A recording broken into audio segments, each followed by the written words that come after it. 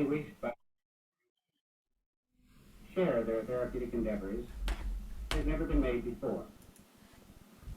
We therefore wish to express our gratitude to Gloria, the patient, and to her therapist for allowing us to share in their therapeutic adventure. This series will be divided into 3 separate films. In the first film, we see Dr. Carl Rogers, founder of client-centered therapy, interviewing Gloria. In film number 2, Dr. Frederick Pearl, founder of Gestalt therapy, is working with her.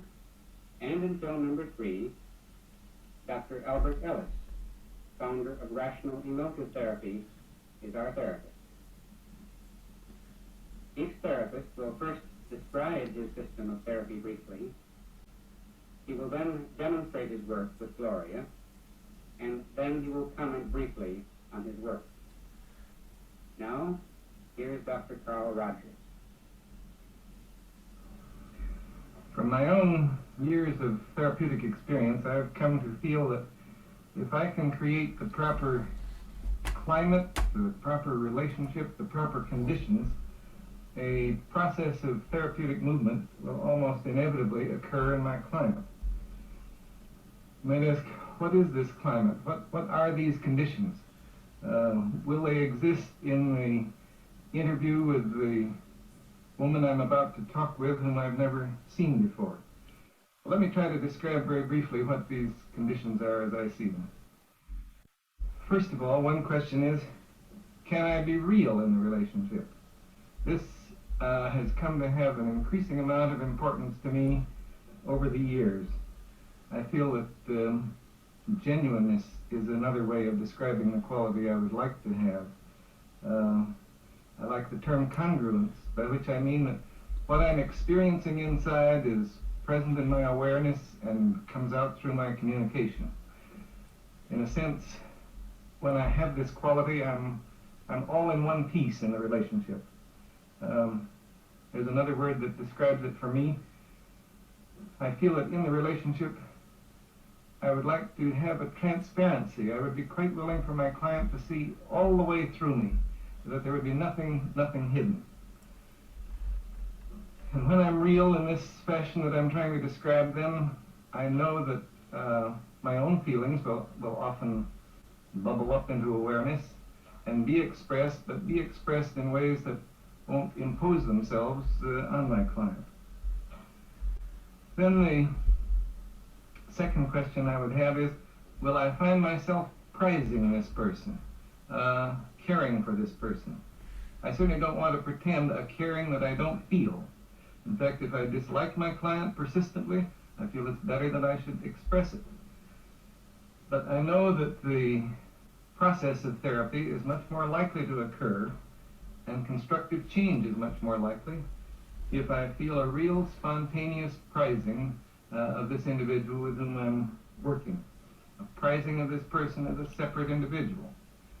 You can call that quality acceptance, you can call it caring, you can call it a non-possessive love, if you wish. I think any of those terms tend to describe it. I know that the relationship will prove more constructive if it's present. Then the third quality, will I be able to understand the inner world of this individual from the inside? Will I be able to see it through her eyes?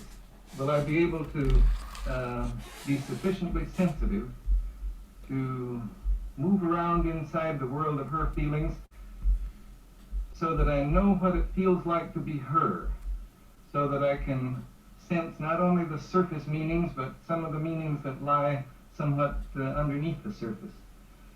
I know that if I can let myself sensitively and accurately enter into her world of experience, then change and therapeutic movement are much more likely.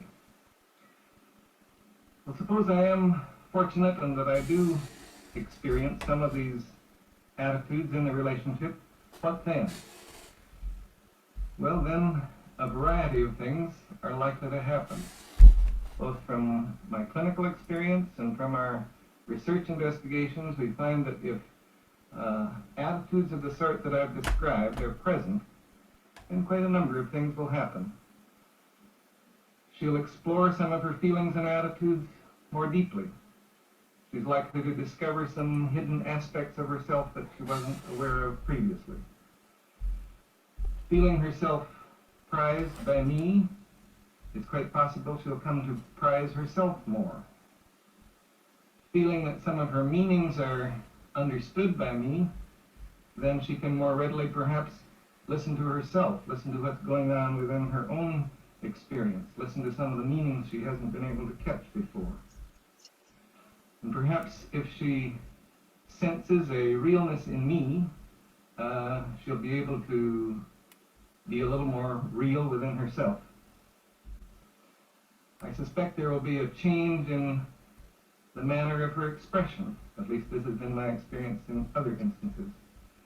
From being rather remote from her experiencing, remote from what's going on within her, it's possible that she'll move toward more immediacy of experiencing, that she will be able to sense and express what's going on in her in the immediate moment. From being disapproving of herself, it's quite possible she will move toward a greater degree of acceptance of herself. From somewhat of a fear of relating, she may move toward being able to relate more directly and to encounter me more directly. From construing life in somewhat rigid black and white patterns, she may move toward more tentative ways of construing her experience and of seeing the meanings in it. From a locus of evaluation which is outside of herself, it's quite possible she will move toward recognizing a greater capacity within herself for making judgments and drawing conclusions. So those are some of the changes that we have tended to find, and I think that they are all of them changes that are characteristic of the process of therapy or therapeutic movement. If I have any success in creating the kind of conditions that I described initially, then we may be able to see some of these changes in this client, even though I know in advance that our contact is going to be very brief.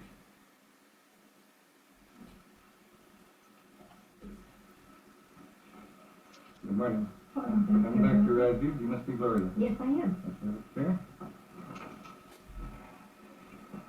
Well, we have half an hour together, and I really don't know what we'll be able to do, but I hope we can make something of it. I'd be glad to know whatever concerns you. Well, right now I'm nervous, but I feel more comfortable the way you're talking in a low voice, and I don't feel like you'll be so harsh on me. But, I hear the tremor in your voice, so I don't know there anymore. well, the main thing I want to talk to you about is, I'm just newly divorced, and I had gone in therapy before, and I felt comfortable when I left, and all of a sudden now, the biggest change is adjusting to my single life. And one of the things that bother me the most is especially men and having men to the house and how it affects the children. And the biggest thing the thing that keeps coming to my mind I want to tell you about is I have a daughter 9 who at one time I felt had a lot of emotional problems. I wish I could stop shaking.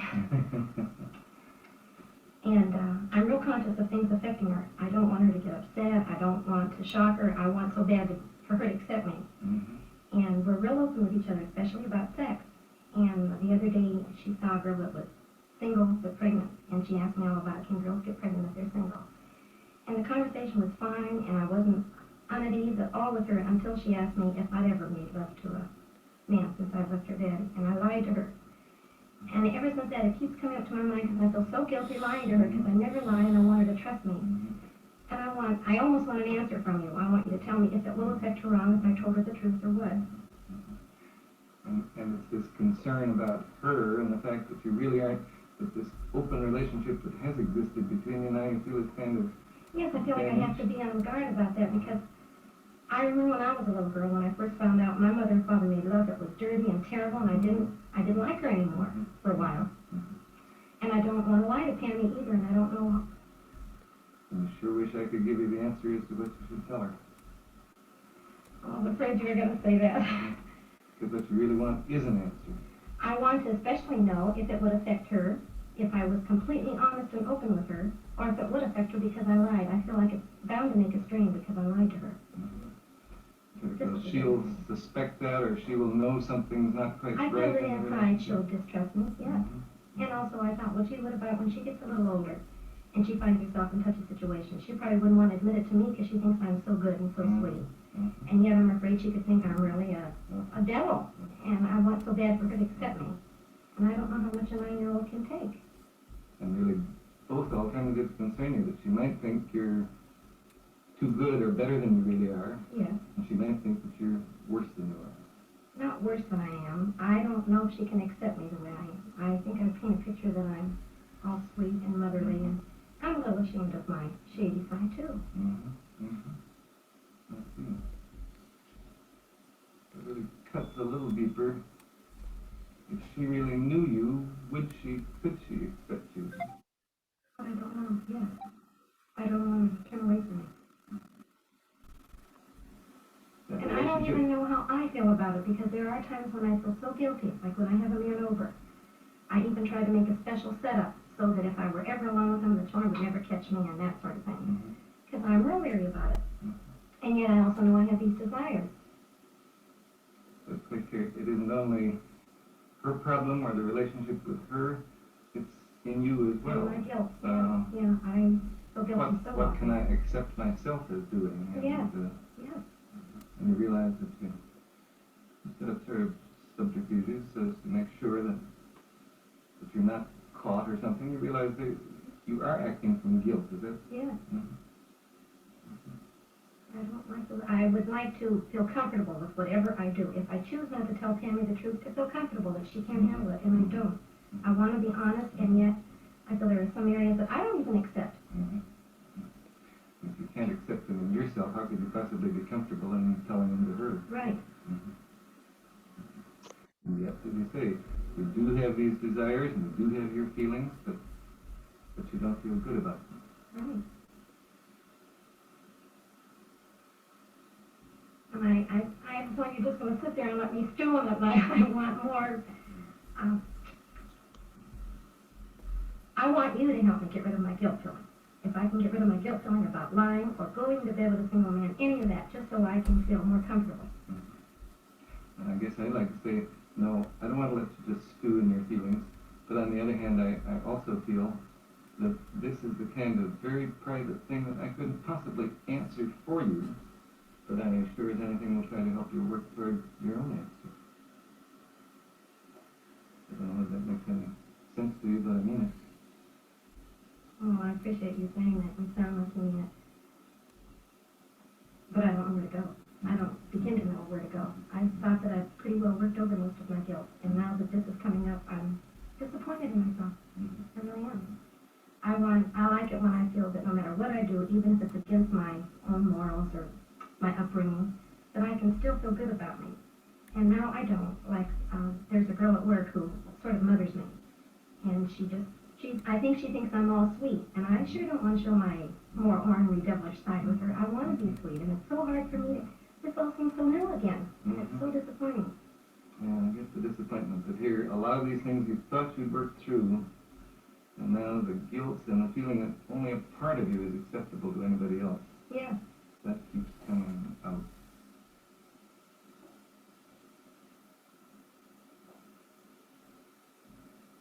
I guess I did catch the real deep puzzlement that you feel as to what the hell shall I do? What can I do? Yes, and you know what I can find, Doctor, is that everything I start to do, that I impulse, it seems natural to tell Tammy or to go out on a date or something. I'm comfortable until I think how I was affected as a child. And the minute that comes up, then I'm all haywire. Like, I want to be a good mother so bad, and I feel like I am a good mother. But then there's those little exceptions. Like my guilt with working. I want to work, and it's so fun having extra money. I like to work nights, The minute I think I'm not being real good to the children or giving them enough time, then I start feeling guilty again. Then that's when it's a, what do they call it? A double bind. That's just what it feels like. I want to do this and it feels right, but after all, I'm not being a good mother and I want to be both. I'm becoming more and more aware of what a perfectionist I am. That's what it seems like. I want to be so perfect. Either I want to become perfect in my sense or not have that need anymore. Or I guess I hear it a little differently, that what you want is to seem perfect. But it means it's a matter of great importance to you to be a good mother, and you want to seem to be a good mother even if some of your actual feelings differ from that. Does that catch you? Yeah, I don't feel like I'm saying that. No, that isn't what I feel, really. I want to approve of me always, but my actions won't let me. I want to approve of me. I I think... realize all right, I'd like to understand that. You sound as though your actions are kind of outside of you. You want to approve of you, but what you do somehow won't let you approve of yourself. Right. Like, I feel that I can approve of myself regarding, for example, my sex life. This is the big thing. If I really fell in love with a man and I respected him and I adored him, I don't think I'd feel so guilty going to bed with him, and I don't think I'd have to make up any excuses to the children because they could see my natural caring for them. But when I have the physical desire and I'll say, oh, well, why not? And I want to anyway, then I feel guilty afterwards. I hate facing the kids. I don't like looking at myself, and I rarely enjoy it. And this is what I mean. If the circumstances would be different, I don't think I'd feel so guilty because I feel right about it. Yeah, I guess I hear you saying if what I was doing when I went to bed with a man was really genuine and full of love and respect and so on, I wouldn't feel guilty in relation to Pam. I wouldn't. I really would be comfortable about the situation. That's how I feel, yeah. And I know that sounds like I want a perfect situation, but that is how I feel. And in the meantime, I can't stop these desires. I've tried that also. I've tried saying, okay, I don't like myself when I do that, so I won't do it anymore. But then I resent the children. I think, why should they stop me from doing what I want? And it's really not that bad. And I guess I heard you saying, too, that it isn't only the children, that you don't like it as well when it really isn't. I'm right. sure that, I know that probably even more so than I'm aware of. But I only notice it so much when I pick it up in the children. Then I can also notice it in myself. Somehow, sometimes you kind of feel like blaming them for the feelings you have, and why should they cut you off from a normal sex life? Well, a sex life, I could say, not normal, because there is something about me that says that's not very healthy to just go into sex because you feel physically attractive or something, or a physical need. So something about it tells me that's not quite right anyway.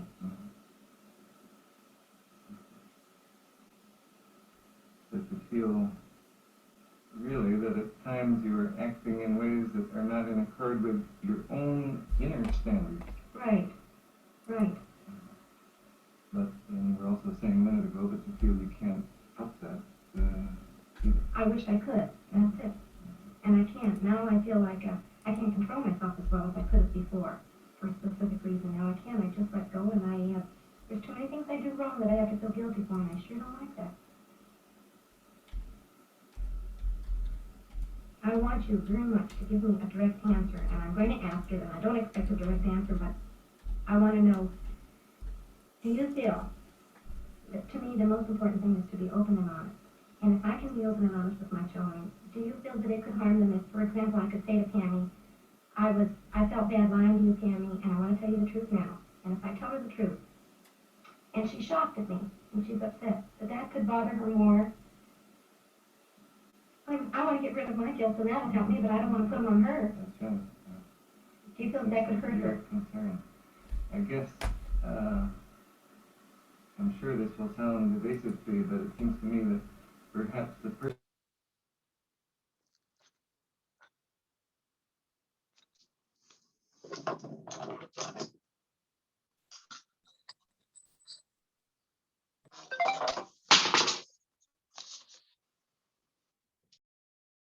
Юра, can you hear me? Кто-то меня слышит? Я слышу, я тебя. Okay.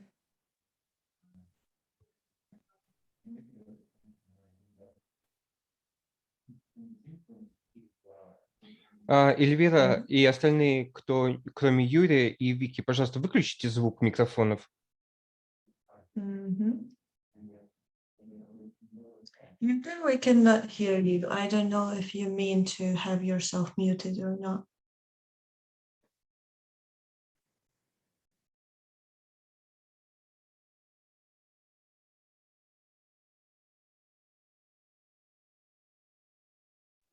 На самом деле практически невозможно смотреть. Звук не очень слышно, а титры накладываются на эстонские титры зачастую, и читать тоже сложновато. Честно говоря, информация воспринимается примерно 75%, 80%. А еще на них накладываются комментарии. Не знаю, мне вначале было сложно, я так настроилась, сфокусировалась и слышать могла, и почитывала то, что не услышала. Викуль, Юра, you're muted. Напряженно просто. Вика, можно эстонский попросить убрать, или они уже встроены? Hello, moment. Ivan sent me a good link. Thank you. Okay. Иван прислал хорошую ссылку сейчас. Так, выключаем все микрофоны.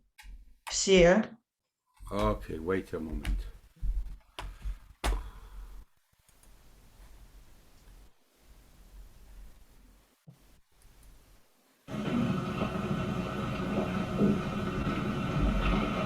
Good morning. Hello, I'm back Dr. to Hughes. You must be Gloria. Yes, I am. Yes, have this chair. Юра, can I ask you? Can I ask you one? More together, and I really don't know what we'll be able to make of it, but I hope we can make something of it. I'd be glad to know. Юра, can I ask you? Well, right now I'm nervous, but I feel more comfortable when you're talking in a low voice. Can you ask me what? Yeah. You know, when we are sharing audio, for example, Yeah. we can completely say through the share screen, we can share the audio through the computer so that you can be muted and the computer audio will be going through.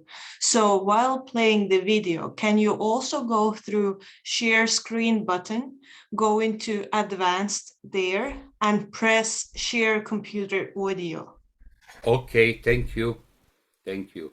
Then you can completely mute yourself and do whatever. You can sing a song and whatever, and we will be just hearing the clean voice. Okay, thank you. So Share share screen, advanced. See there on the top, there is advanced. Yeah. And then computer audio and share. I see. Okay, thank you very much. You're welcome, love. Thanks you for having some geniuses in the room. You're so good for my ego. Yeah.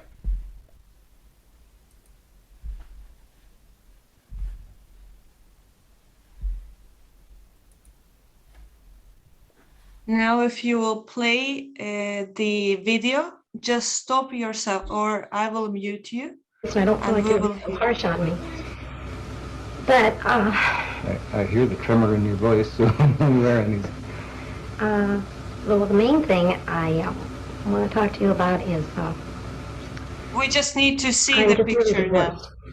And I had gone in therapy before, and I felt comfortable when I left. And all of a sudden now, the biggest change is adjusting to my single life.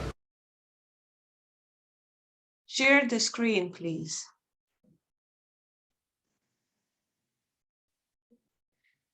Because now we can hear the sound, but we need to see the picture as well.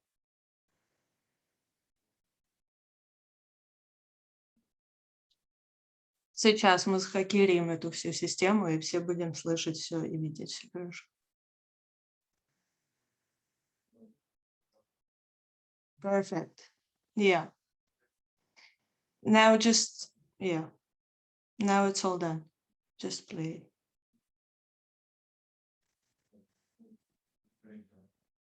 Так, где звук? No, we cannot hear again. Okay, Yura, we cannot hear the sound now. I'm not sure why. Так а почему мы просто не можем каждый посмотреть отдельно, а потом встретиться на обсуждение? Это Yeah, проще that's a good idea. Maybe we can just watch it all separately and then reconnect when the therapy ends. Unmute yourself. Okay, so I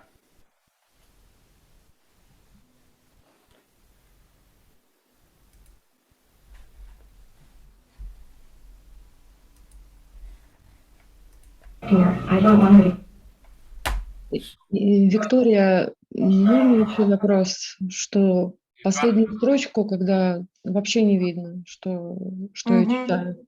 Ivan, where is Ivan? Yes, I'm here. Yes. Mhm. Yeah. Can you just share the link of the first of Rogers? Yes, I did already. So I guess everyone has it. Everyone has it, okay? У всех есть ссылка у нас в чате. Где-то здесь. Вот. И мы можем тогда посмотреть и вернуться на обсуждение.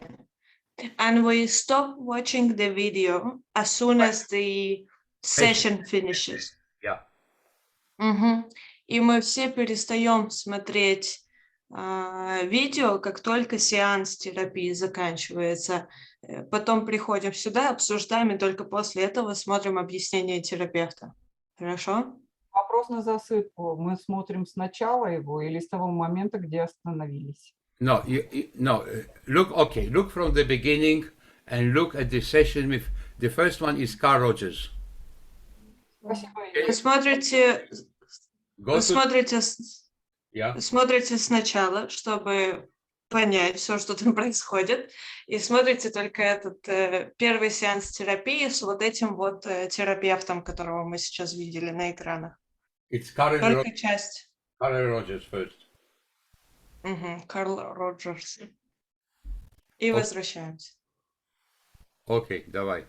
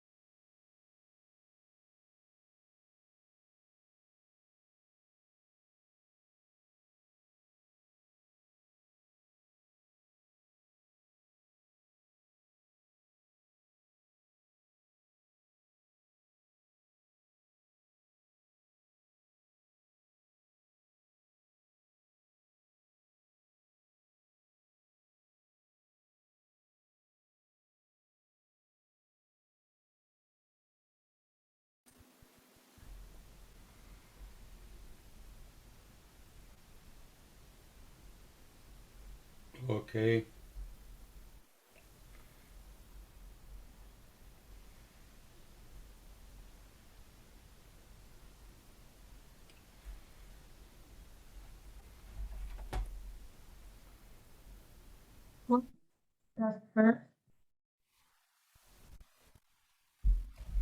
Waiting for everybody, please.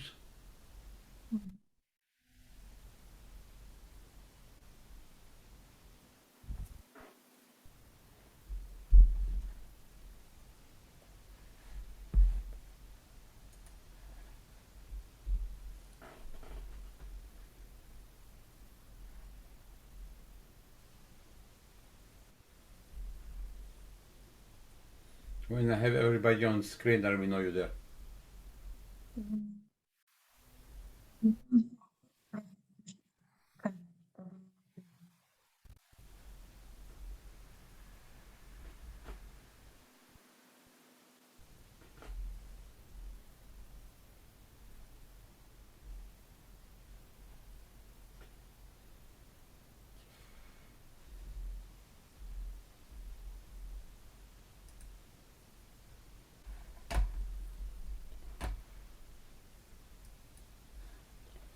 Okay.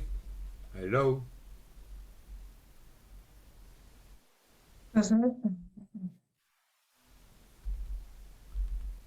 Обратно, пожалуйста.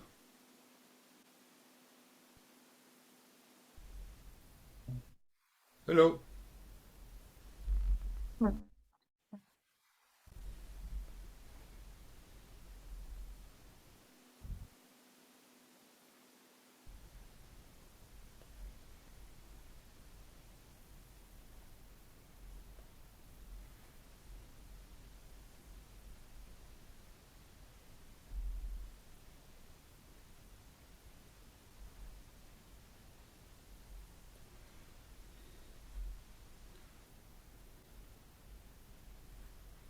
Okay. I want to thank you for your patience.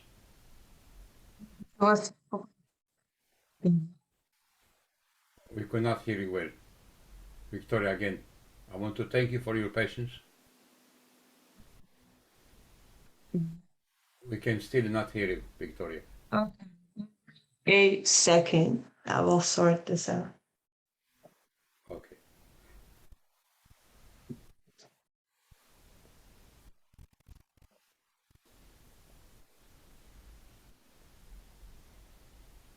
Хочу поблагодарить вас за ваше терпение And for your ability to adapt to difficult situations. и за то ваше умение адаптироваться к разным ситуациям.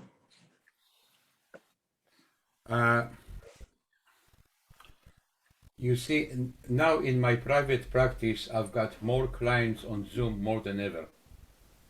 Видите ли, сейчас в моей личной практике у меня намного больше клиентов, чем когда-либо было.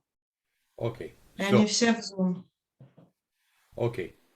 So what I'm going to do now? И теперь сделаю следующее. I'm going to divide you into groups. Я разделю вас сейчас на группы. I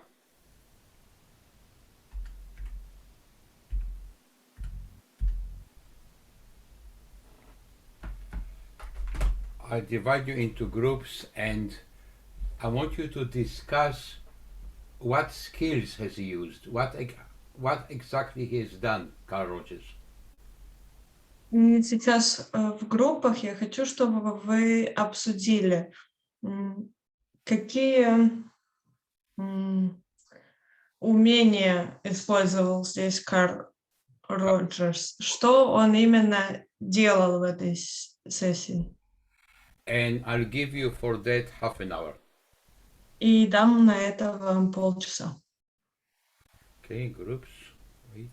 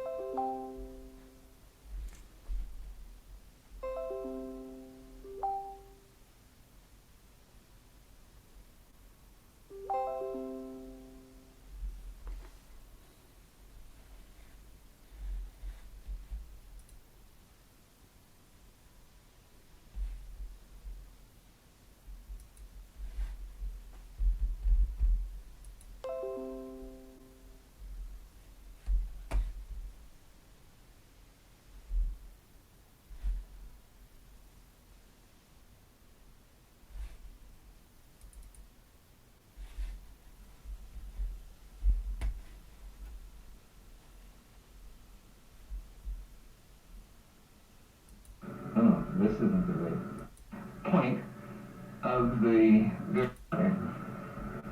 surprised by the material she brought up. That's why I like substitutes. Like I like talking to you, and I like.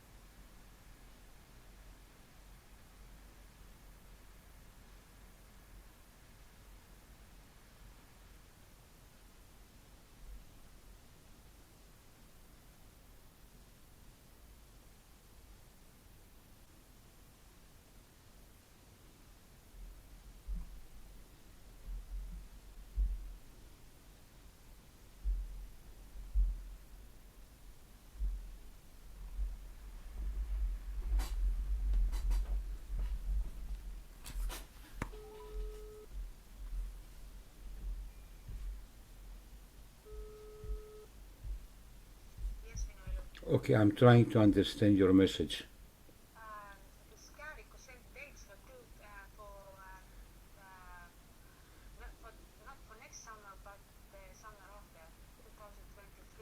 So these dates are for 2023, yeah? Yeah. Mm-hmm. But there's 2 dates in June and 1 end of August. So book the end of August immediately for 2023. Yeah. And we still need to find something for this summer. But this summer it is available from the 28th of August.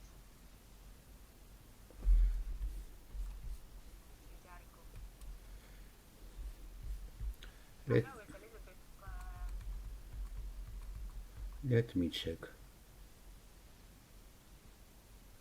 From the 28th, from Sunday. That's what they said, yeah. Okay, it's good. We can do 4 days from 28 to 31 of August. Okay, okay. Mm-hmm. Book it. I will ask about it. Yeah. Okay. Yeah.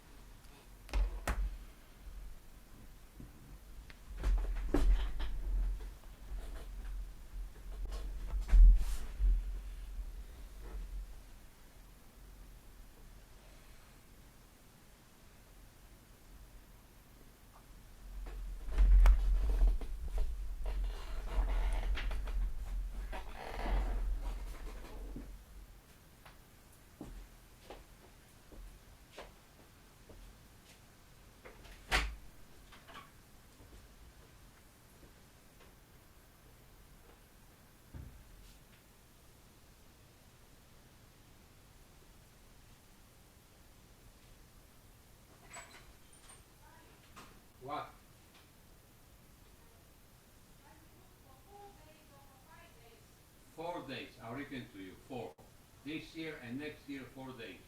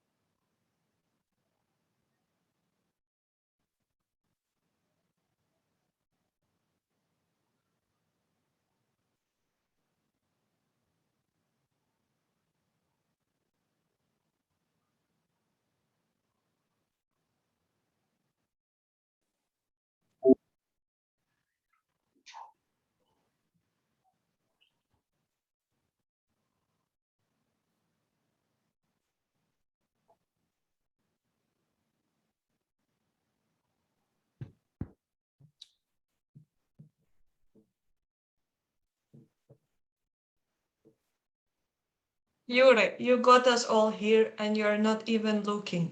How should we take this?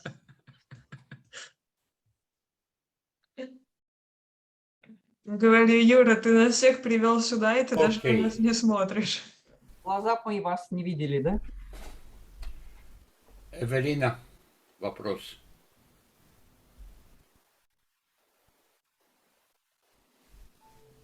Да. Victoria. Victoria. Yeah, I'm waiting for your question. Can't hear you. Now? Мы тебя слышим, Вика. Oh, okay. Все слышат, да? Я тебя слышу, да. Что написать?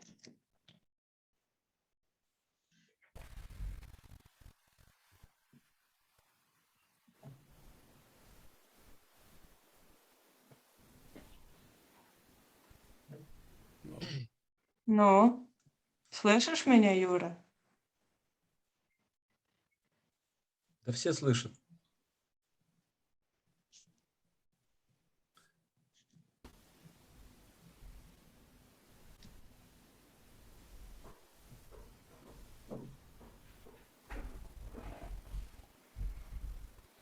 Ну, Юра, давай, говори.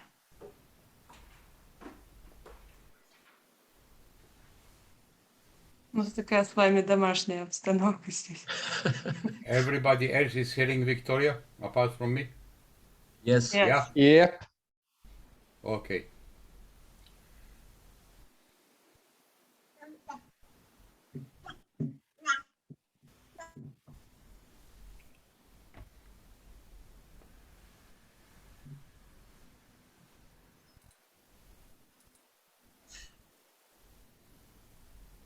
No, can you hear me now? Okay. Yeah, but I need somebody to translate to me what Evelina is saying. Ivan, can you help? Okay, yes. Okay. Evelina, такой вопрос. Да. My God, I cannot hear anybody. А он, может, он себе там сделал, помнишь, ты говорила ему? Мьют сам себя. One, two, Ну, one, two. нет, он unmute, он не делится звуком компьютера. Yuri, can you hear me? No, I cannot hear myself. Okay.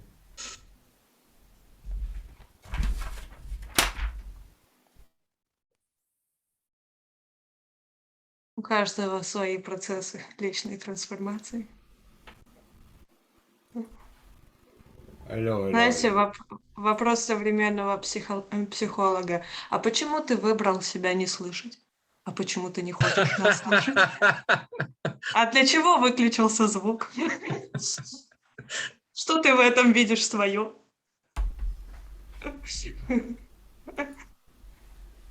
Может быть, в этом, что ты хотел сказать, нет ничего важного, да? Okay, what now? Can you hear us now? Для чего тебе это нужно сейчас? Что ты себе показываешь этим? Смотрите, куда звук идет. Half Внизу. an, okay, half an hour break. Okay?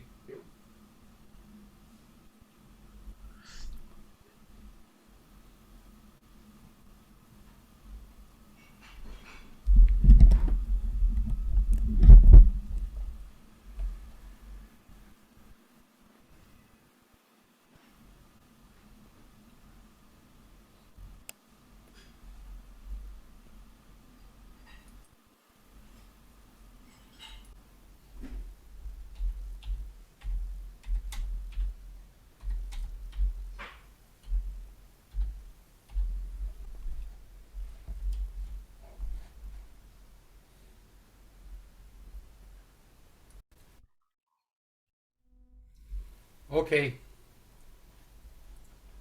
Обратно, пожалуйста.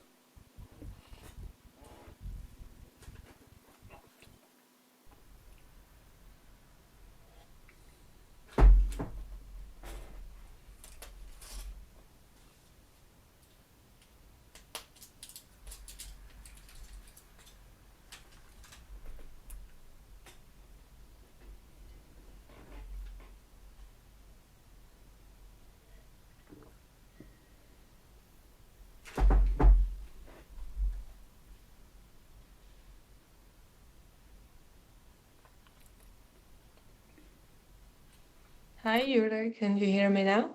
Yeah, I can hear you now, but I cannot see you now.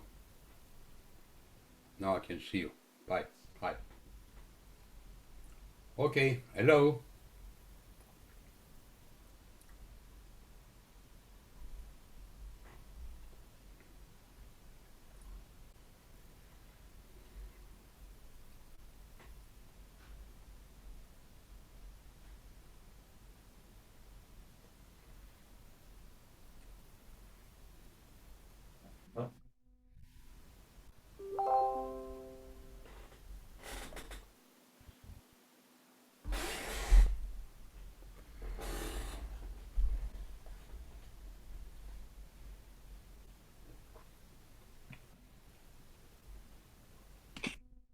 No. Hello.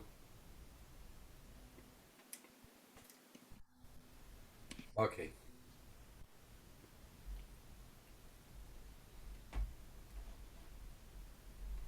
То, Эвелина. Где Эвелина? Я здесь. Окей. Такой вопрос. When you watch this session, what have you identified that he has done? Когда ты смотрела этот сеанс, что ты увидела? Что он делал?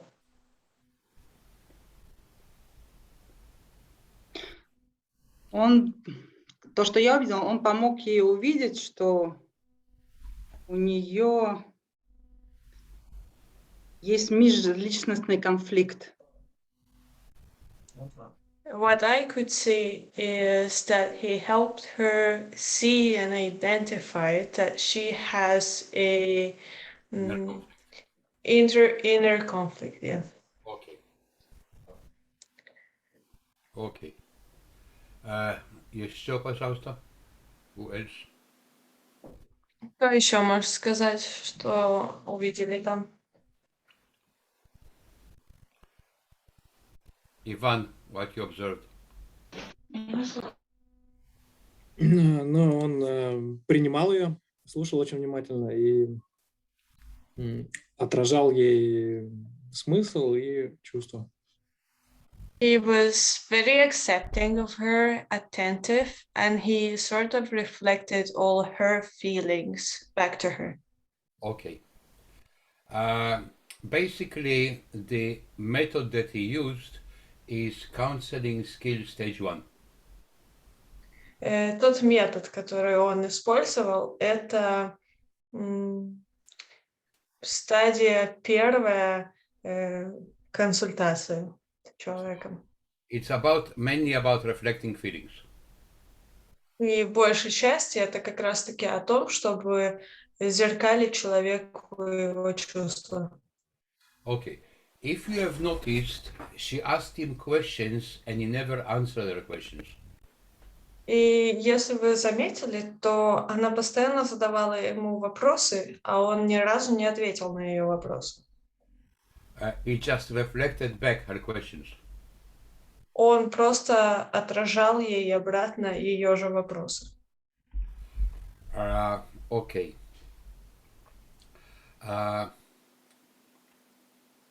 So he also have not told her what to do, and is not even tried to solve her problem. И он также даже не пробовал решить и сказать ей, что ей делать, и он никак не решал ее проблему. Okay. Any other comments? Есть ли еще какие-то комментарии или вопросы? У меня есть вопрос. Да. Где та грань, я ее не уловил, когда терапевт переходит с описания симптом на чувственность. Вот это именно тонкая грань, где она перестала рассказывать, что с ней происходит, а когда она стала рассказывать, что она чувствует. Именно в этом заключается изюминка, что где вот эта грань перехода с симптом на чувственность. Я ее не увидел, не услышал. My question is that where is the edge where you come from talking about the symptoms and you get into talking about the feelings? I didn't quite grasp where did she stop talking about the symptom and what's going on and got over to talking about feelings. Okay. So this is what is called empathy. Это то, что называют эмпатией. You're listening to somebody's story. Ты слушаешь чью-то историю. The story, okay. When a client comes to therapy, they don't come to therapy because something has happened. Когда человек приходит на терапию, он не приходит на сеанс от того, что что-то случилось. They come to therapy because of the feelings they had about it. Они приходят на терапию из-за тех чувств, которые у них вызваны из-за того, что произошло. So the way to move from the story to the feelings И то, как мы переходим из истории в чувства, is actually listen to the story and you say, when I listen to your story, this is how I feel. и это ты слушаешь эту историю, которую тебе рассказывают, и слушая эту историю, ты говоришь, вот я слышу то, что ты говоришь, и это вызывает во мне такие чувства. So it is, okay. You see, not everything that happens in our life ends up in a trauma or a problem.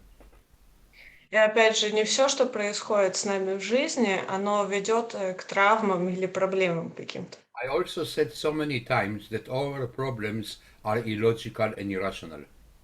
И я также много раз повторял, что все наши проблемы, они очень нелогичные и нерациональные. They are illogical because our feelings are illogical.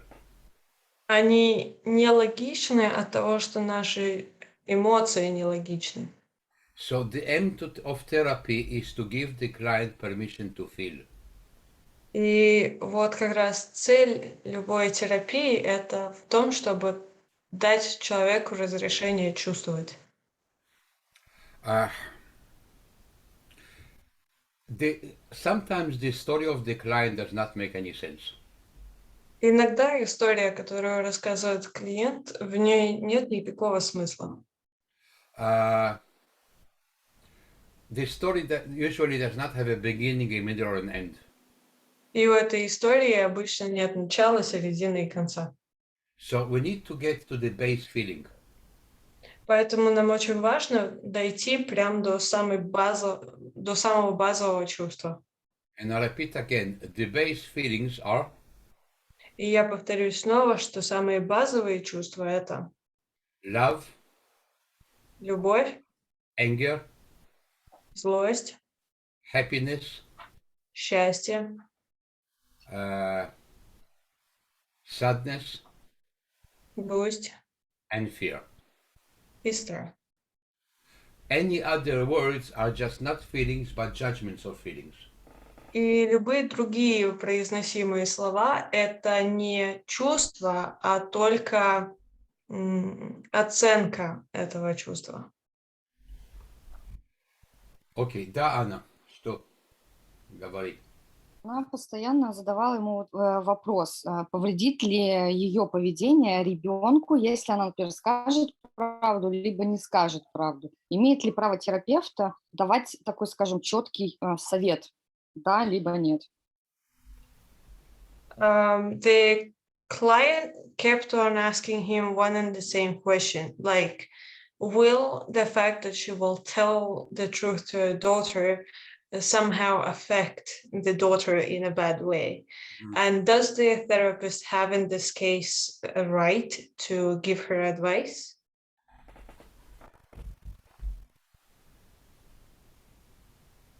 Okay, according to this specific method, По именно этому специфично, конкретно только по этому методу, которым он работал, which is the humanistic method, это гуманистический метод. and the humanistic method says that the client always knows better. В гуманистическом подходе правило такое, что клиент всегда знает лучше. So in a way, with this method, you encourage the client to take responsibility and make their own decisions. И, пользуясь таким методом, вы даете смелость и право клиенту именно взять свою ответственность на себя полностью. When we're going to watch the third movie today, Когда мы будем смотреть третью часть фильма сегодня, another method which is giving advice. там будет другой метод использован, в котором как раз-таки дают совет. So by the end of today, I'm actually going to show you how it's useful to mix all the methods together. И к концу сегодняшнего дня я вам покажу, как полезно бывает все эти разные методы друг с другом совмещать во время терапии.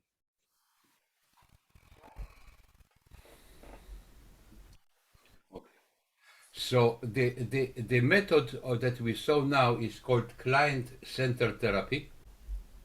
Метод, который мы сейчас наблюдали, называется метод терапии, где клиент является центром.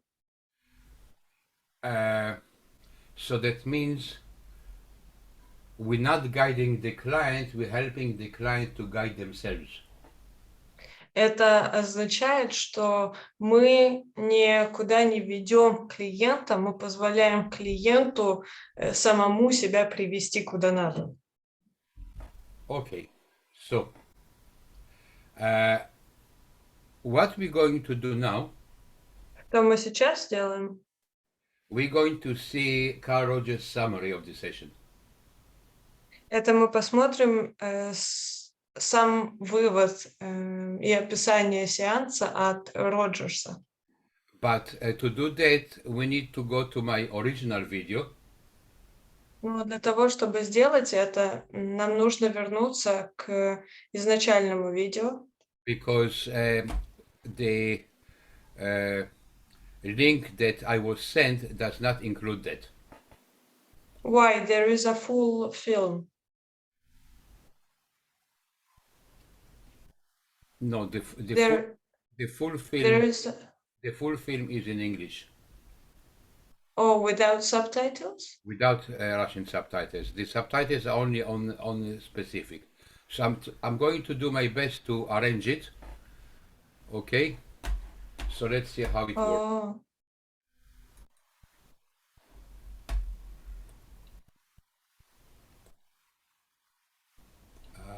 One moment.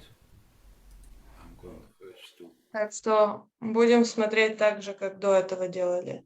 Do you have an option to turn off the Estonian subtitles on your version? No, I don't. Он не может выключить эстонские субтитры. Or Yulia sent us some Да, я YouTube videos. прислала ссылку, там можно включить субтитры. Они будут не такие красивые, они как бы автоматически будут появляться, но можно. Но там только английские тоже, не? Русские вроде.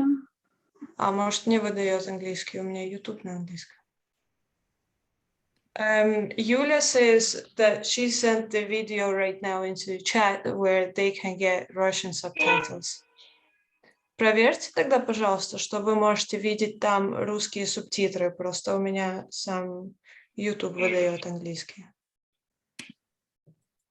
But I guess I heard you saying too that it isn't only the children. You don't like it as well when it really isn't. I'm sure that I know that's it, probably even more so than I'm aware of. But I only notice it so much when I pick it up with the children. Then I can also notice. You would find that you would start being yourself and gradually lopping off these inefficiencies, which incidentally are the result. Вижу, что многие его уже смотрят, но субтитры-то у вас есть на русском у кого-то? Нет субтитров. Хорошо. А у меня русские. Ты, Андрей, открыл ту ссылку, которую сейчас Юля включила, прислала сюда? Ну, последняя тут, кажется, какая-то. Да, там только на английском субтитры. Только на английском субтитры. Я открыл. Да, у меня тоже. Там на той и на той ссылке можно сделать это все. Я открыл YouTube. Рядом, получается, есть где значок Play. Есть значок настройки. В этих настройках, сейчас секундочку, обратно вернусь, нажимаете субтитры и перевод, и находите тогда русский язык, и тогда будет все работать. Спасибо, Сёшкин. Молодец, умничка. Okay, Yura, that's perfect. Sergey just explained how to make sure we get the Russian subtitles, so we can watch it. Do you hear me? Юра, хватит меня игнорировать. Ребята, а кто-то может кинуть эту ссылку в мессенджер? В нашу группу? Эти же субтитры работают и на той ссылке старой, которую вот Иван скинул. Там также вот, надо на шестеренку нажать. Только Юра меня не слышит. Ладно. Расходимся. Юра, can you hear me? Юра? Юра? Can you hear me? Юра? Hey. I can hear you. Okay, Yura, everyone can turn on the Russian subtitles, so we're gonna watch it on our own, okay? To open your big mouth and be Can you hear me? For a while, even though it hurts with these mouths, you would find that you would start being yourself and gradually locking off the inefficiencies, which incidentally are not you, but watching yourself on the outside while you're trying to be you, which is almost impossible because you can't. Ой, играет это все громко.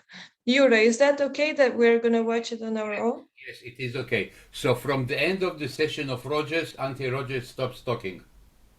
Окей, все смотрим с того момента, где сеанс с Роджерсом заканчивается, и до того, как Роджерс перестает объяснять, описывать, и тогда возвращаемся обратно, потому что мы будем обсуждать его описание. Окей, давай. Угу. Я не нашла там на русский перевод. Я тоже не нашла русский перевод. Там только английский, потом по как его называют, где ставить, там, ну, нет русского поставить. Если только смотреть то, что Иван скидывал. Там то, что Иван скинул, там все это можно сделать. Открываете ту же ссылку и нажимаете, где шестеренка вот эта вот. Окей, wait a moment. Алексей, у тебя есть? Есть русский? Ну да, конечно, у всех есть он. Okay. So what I'm going to do, I'm going to put Alexei as a co-host, and then you can share it.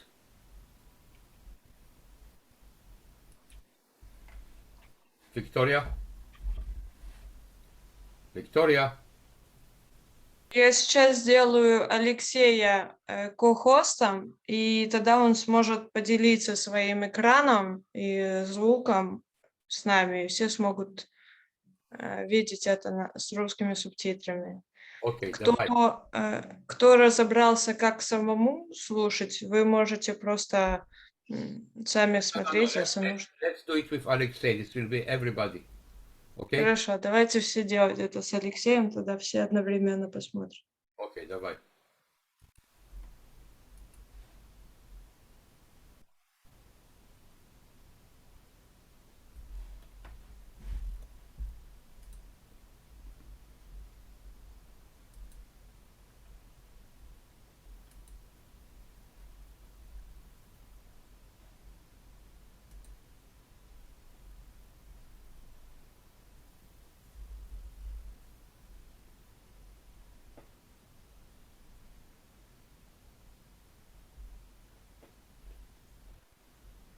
У меня звука нету.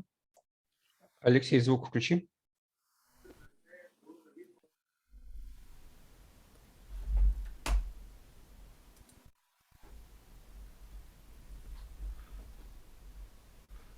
И сначала. Серега Чижиков, ты, если что, сможешь перевести? Я просто отключусь, посмотрю на английском. Okay, I have it. Wait. Okay, stop.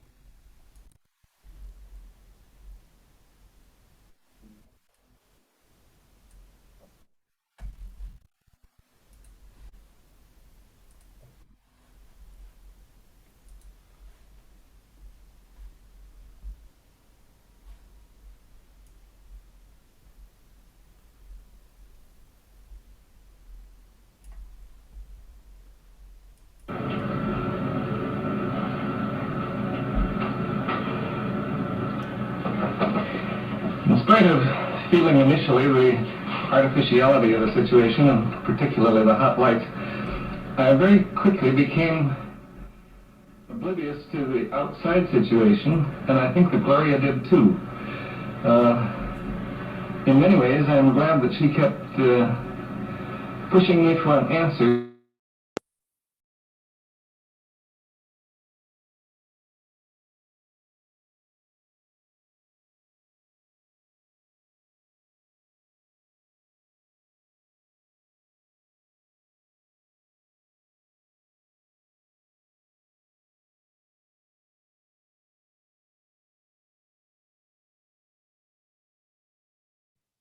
We cannot hear it.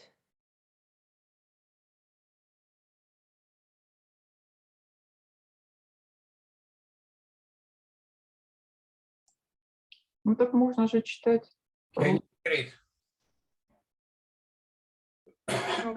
Конечно, зачем нам английский язык и тем, кто не говорит по-английски? Мы читаем титры и все. Victoria, Yes, what? Can you hear it or not? Or you cannot hear it? No. Викуль, Okay. не зайди до нас. Почитай на русском, а? Okay.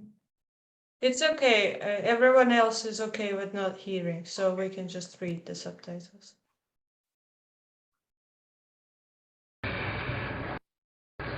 Although every individual is entirely unique, and in this respect I was definitely unprepared for and sometimes surprised by the material she brought up, still in another sense this was very typical of my experiences in therapy.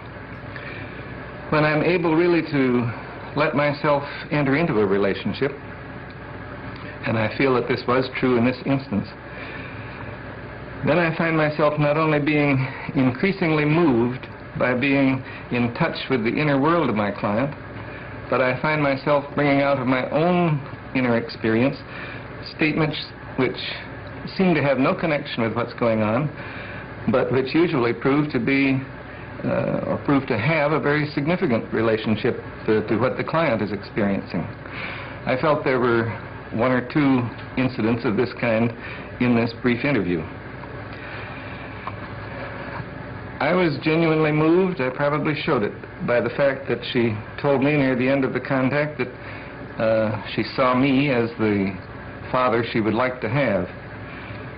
My reply was also a thoroughly spontaneous one, that she seemed to me like a pretty nice daughter. I guess I feel that we're only playing with the real world of relationships when we talk about such an experience in terms of transference and countertransference. I feel quite deeply about that. I want to say, yes, we can put this experience into some such highly intellectualized framework, but when we do that, it completely misses the point of the very immediate I-thou quality of the relationship at such moments. I felt that Gloria and I really encountered each other, and that in some small but I believe lasting way, we were each of us enriched by the experience. I'm saying these things almost immediately after the conclusion of the interview, and as is characteristic of me, there are not more than one or two statements or incidents which I recall from the interview. I simply know that I was very much present in the relationship, that I lived it in the moment of its occurrence, and I realize that after a time I may begin to remember it too. But at the present time I really have a very non-specific memory of the whole interview. I'll try to look at it, though, a little bit more from an intellectual rather than a strictly feeling point of view. Gloria showed what I've come to feel are characteristic elements of therapeutic movement. In the first part of the interview, she was talking about her feelings, and they were past feelings. She was talking about aspects of her behavior and of herself as if she didn't quite own them. She was looking outside herself for a center or locus of evaluation, some source of authority. She saw some of the things she was talking about in fairly black and white fashion. By the end of the interview, she was experiencing her feelings in the immediate moment, not only as evidenced by her tears, but by her ability to express very directly and with immediacy her feelings toward me. She was also much more aware of her ability to make her own judgments and choices. I guess put in terms that have become somewhat commonplace, you could say that she moved from the there and then of her life to the here and now of elements that she was discovering in herself and feelings which she was experiencing in the moment in her relationship with me. All in all, I feel good about the interview. I guess I feel good about myself in the interview. And like Gloria, I feel very real regret that the relationship cannot continue.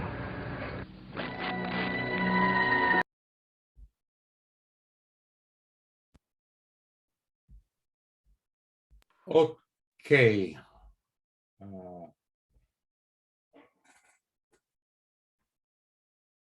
Everybody can hear me? Все могут слышать Юра. Okay, да. Okay. So, you heard what he said about this session? Вы сейчас услышали, что он рассказал об этом сеансе. So, in your next discussion, what you're going to do В ваших следующих обсуждениях в группах что сделать? is I want you to discuss what is that you like and what is that you don't like. Это обсудить, что в этом Что вам понравилось, что он делал, а что вам не понравилось? So in a way, if he was your therapist, То есть в каком-то смысле, если он ваш терапевт был бы, in what way he can meet your needs and in what way he cannot meet your needs? в каком смысле такая работа его могла бы дать вам то, что вам нужно, а в каком бы смысле это вам не дало то, что вам нужно?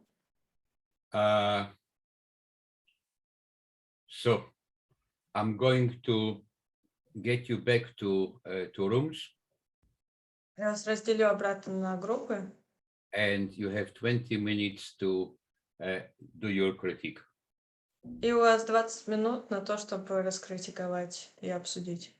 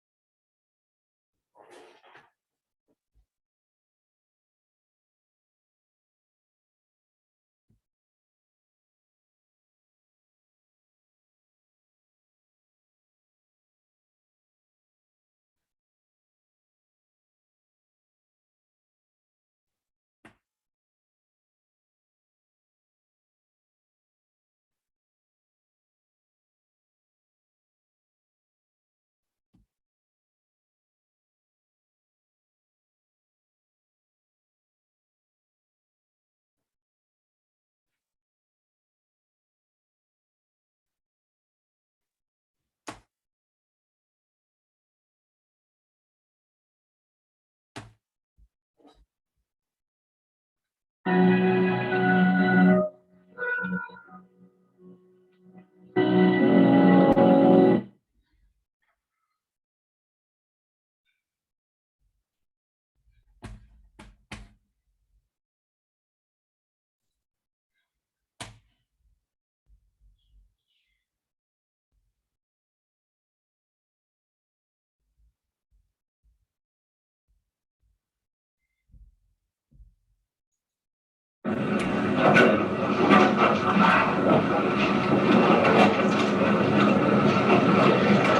going to enter.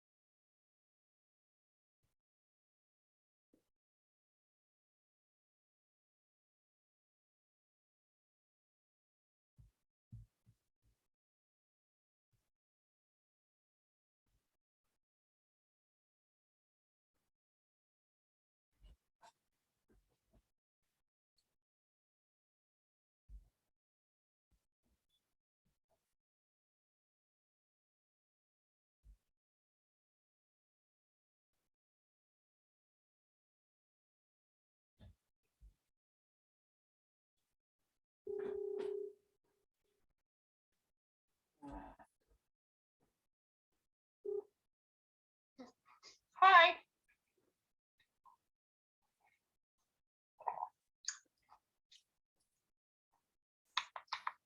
Hi. Are you happy? Oh, so very happy. Yeah, party. Yeah. I ordered some food, some champagne. No, I'm joking. I don't drink. Yeah.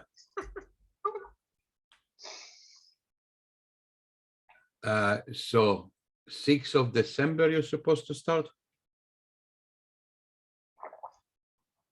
Let's see, they need to check my identity.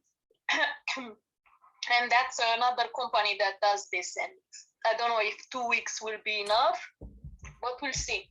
Mm-hmm. They need to check my credentials, if I have crime credit, stuff like that. Do you? No, I'm innocent. Yeah. Yes, you are. Yeah.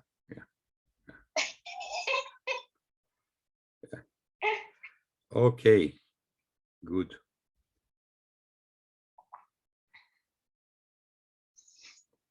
Yeah. So, what is the highest net salary that you ever got in your life?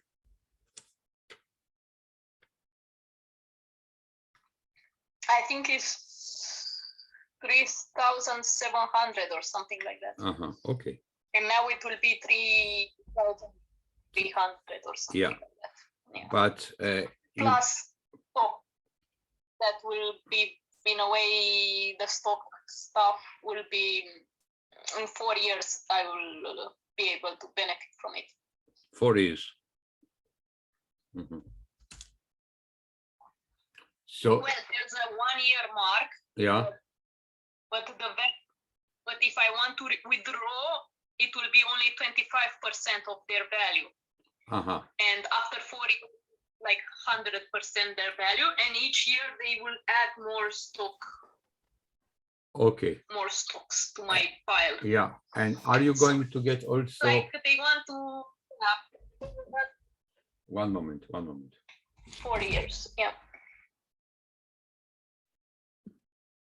They not that good. Что? Не, Юрий, ничего, все хорошо. Все, конец? Ну да, обсудили. Окей, момент.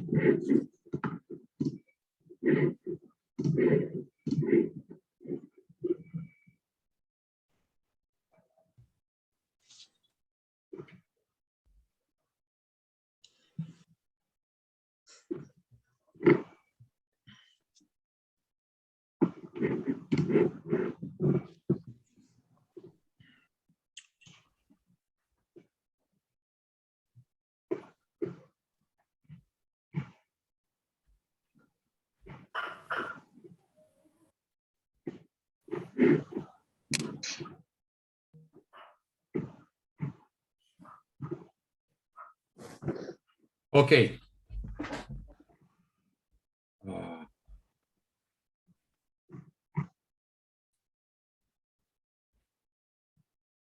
So,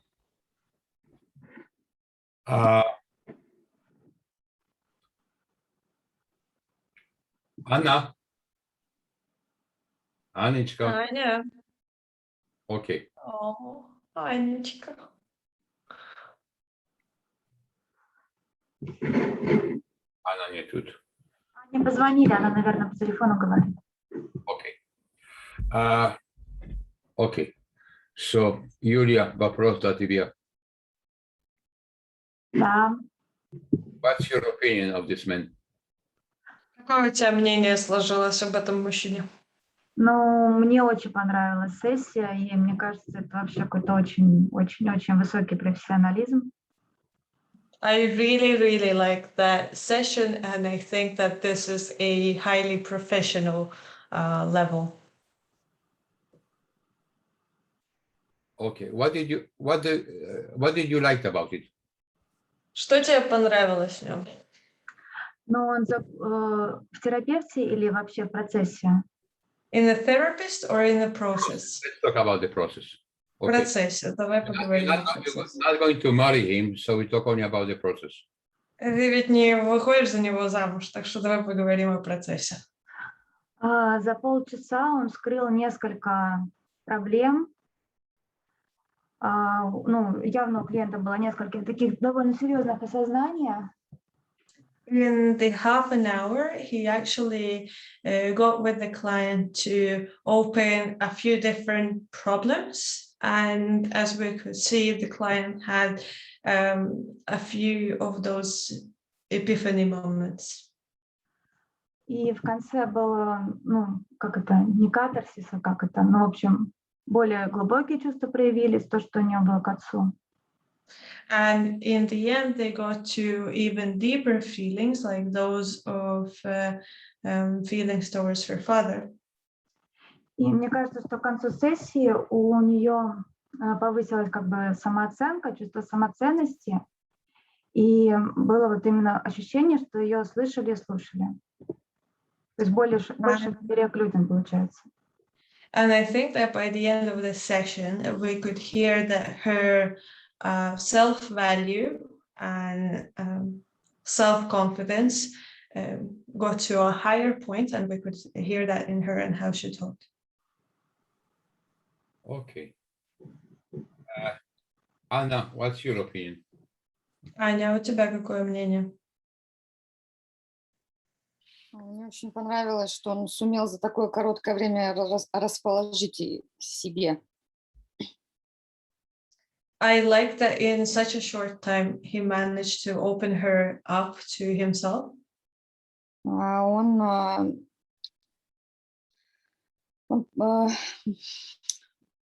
позволил ей выговаривать то, что у нее было на душе, и он ее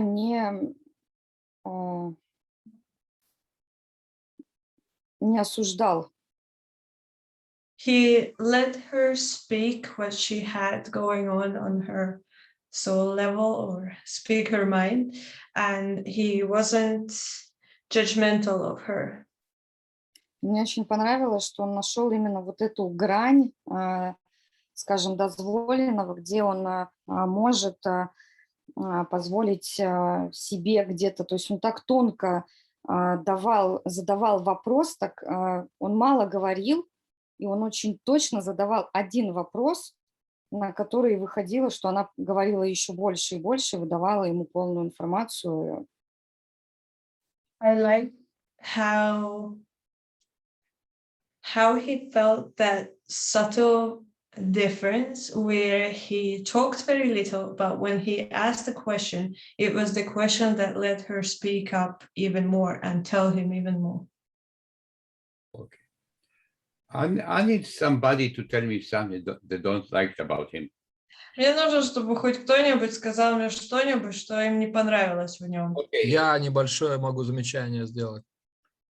I can give a critique. Okay. And Sergey as well.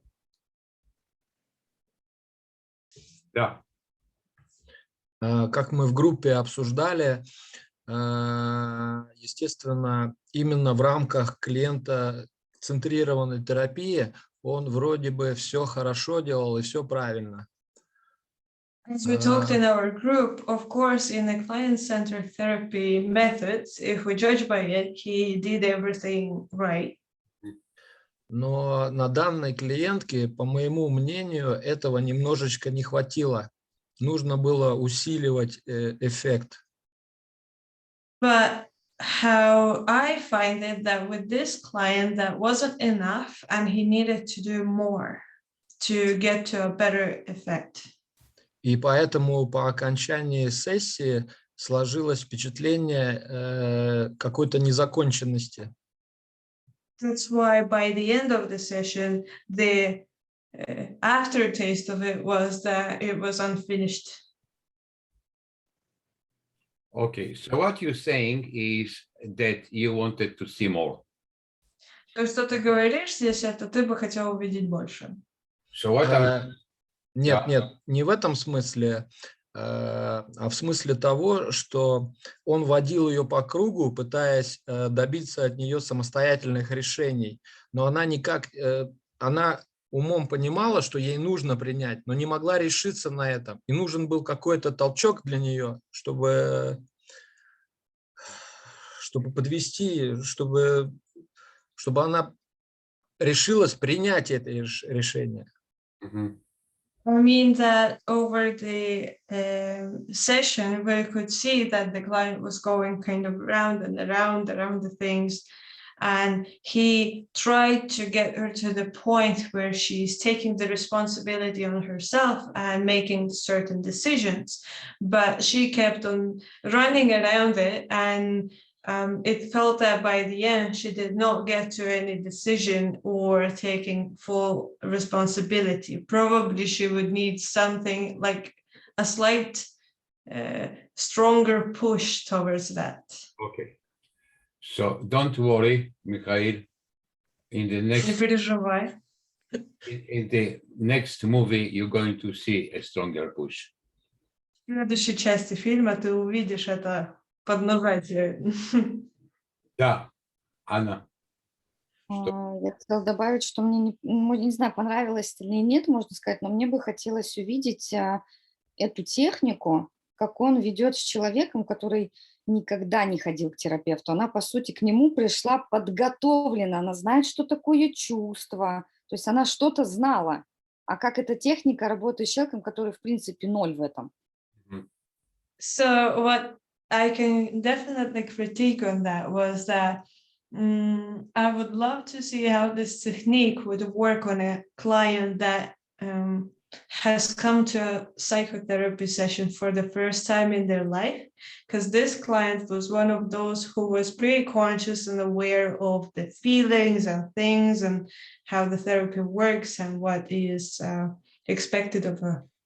То есть она понимала, что проблема лежит, что она себя не принимает. Человек, который, в принципе, придет первый раз к терапевту, он как бы вообще не знает, что это такое. Because she was the type of client who was aware that the problem is sitting in her. And the person who comes to therapy for the first time in their life is not likely to think that way. Okay. So, Anna, there is, I heard there is a recording of Carl Rogers' session. Я слышал, Аня, что есть запись сеанса Роджерса, which he gives therapy to a teenager 16 years old. Которую он проводит с тинейджером 16-летним. And suddenly this teenager starts shouting at him. И вдруг этот тинейджер начинает на него орать. Don't you fucking repeat everything I'm saying all the time. Перестань, блин, повторять все, что я говорю. So, yeah, I understand what you're saying, Anna. Так что я очень хорошо понимаю, что ты говоришь здесь, Аня. So for the next one, и для следующего, I want you to take a deep breath.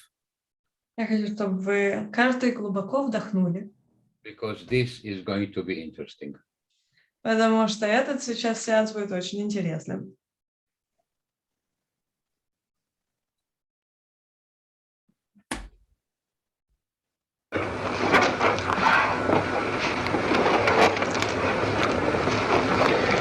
We are going to have an interview for half an hour.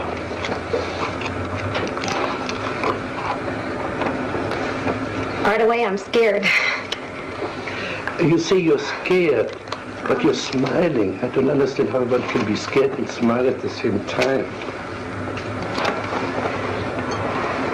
And I'm also suspicious of you. I think you understand very well. I think you know that when I get scared, I laugh or I kid to cover up. But do you have stage fright? I don't know. I'm mostly aware of you. I'm afraid that I'm afraid you're going to have such a direct attack that you're going to get me in the corner, and I'm afraid of it. I want you to be more on my You say I side. get you in your corner, and you put your hand on your chest. Mm-hmm. Is this your corner? Well, it's like, yeah, it's like I'm afraid, you know. Where would you like to go? Can you describe the corner you like to go to? Yeah. It's back in the corner where I'm completely protected. And where you would be safe of me, for me. Well, I know I wouldn't really. Well, But it feels safer, yes. Imagine you were in this corner, and you're perfectly safe now. What would you do in that corner? I'd just sit. Just sit? Yes. How long would you sit? I don't know, but this is so funny as you're saying this. This reminds me of when I was a little girl. Every time I was afraid, I'd feel better sitting in a corner. Okay, you're Panicky. Are you a little girl? Well, no, but it's the same feeling. Are you a little girl? This feeling reminds me of it. Are you a little girl? No. No, at last. How old are you? 30. Then you're not a little girl. No. Okay. So you're a 30-year-old girl who's afraid of a guy like me. Well, I don't even know if I do know I'll be afraid of you. I get real defensive with you. Now what can I do to you? You can't do anything, but I can sure feel dumb, and I can feel stupid for not having the right answers. Now what would it do for you to feel dumb and stupid? I hate it when I'm stupid. What would it do for you to be dumb and stupid? Put it so, like this. What would it do to me if you would play dumb and stupid? That makes you all the smarter and all the higher above me. Then I really have to look up to you because you're so smart. Yeah. Oh, yeah. You butter me up right and left. No, I think you can do that all by yourself. I think the other way around. If you play dumb and stupid, you force me to be more explicit. That's been said to me before, but I don't buy it. I don't believe What are you doing with your feet now? Wiggling. What's the joke now? Oh, I'm afraid you're going to notice everything I do. Gee. Don't you want me? I want you to help me become more relaxed, yes. I don't want to be so defensive with you. I don't like to feel so defensive.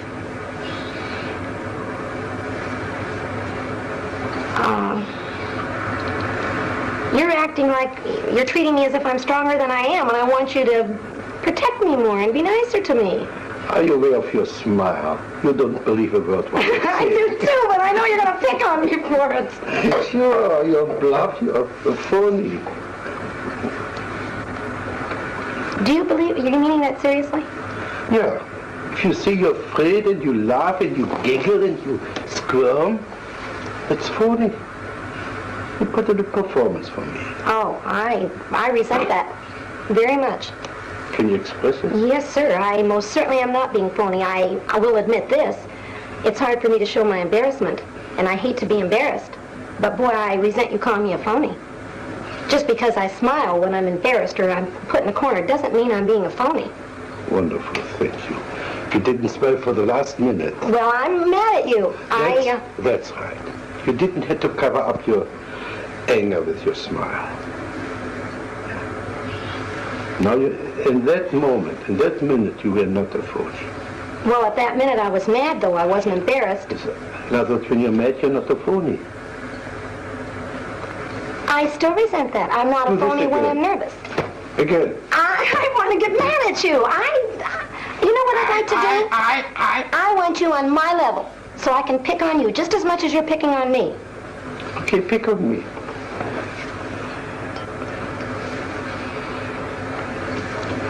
I have to wait till you say something that I can pick on, but... What does this mean? Can you develop this movement?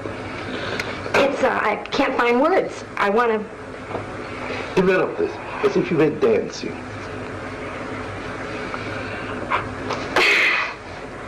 I want to start all over again with you. Okay. Let's start all over. I know a corner I'd like to put you on. I'd like to ask you a question, and because I have a feeling you don't like me right off the bat, and I want to know if you do. Can you now play Fritz Perls Not Liking Gloria? What would he say? He'd say that she's a phony, for one. So you are a phony. You're a phony, and you're a flip little girl, and you're a show-off. What would Gloria answer to that? I know what I'd answer. I'd say I think you are too. Now say, tell this to me. Tell me what a phony I am. Well, I'm... See, Fritz, you're a phony. Well, phony's not quite the right word, but it's more like a show-off. A show-off. Like you know all the answers. Yeah. And I want you to be more human, and that doesn't seem very human to me. To know all the answers is not very human. Yeah, to right away find out how I'm kicking my feet, and why am I doing like this? Why are you doing like that? Oh dear, I've got eyes, I can see you're kicking your feet. I don't need a scientific computer to see that you're kicking your feet. What's big about that? You don't need to be wise to see that you're kicking your feet. I know, but it seems like you're trying to find some reason for it. I don't. It's your imagination. Okay, I know what I'd like from you. Can I tell you what I'd like from you? Yeah. I'd like you to be aware that I'm kicking my feet, and to be aware that I'm giggling when I'm really nervous, and accept it instead of putting me on the defense of having to explain it. I don't want to have to explain why I'm doing these things. Did I ask you to explain it? You said, why am I? Or what am I doing? No. Well, what am I doing, you said. That's right, kicking your feet. I didn't ask you to explain it.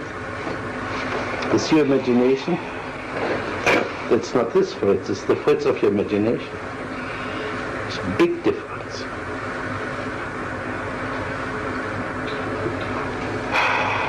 Now do this again. Again. How do you feel now? I don't know. Playing stupid. I'm not playing stupid. I You don't see, know I the don't right know. answer. This is playing stupid.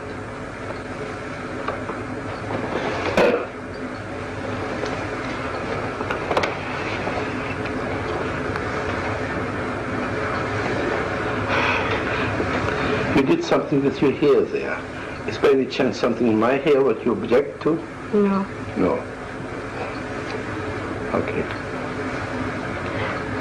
No, but your hair and your features go along with the feeling I had about you earlier. I had a feeling I could be afraid of you. And you're the type of person that seems like you demand so much respect. And so you're... Please play, Fritz. I demand so much respect. Play this Fritz you just saw. Well, you know how smart I am. I know more about psychology than you do, Gloria. So anything I say, of course, is right. Can you say the same as Gloria? Something similar as Gloria? But the same act as Gloria. I demand respect because... I don't know. You don't No, I don't. I identify it with my father, but not me. I don't feel I demand respect.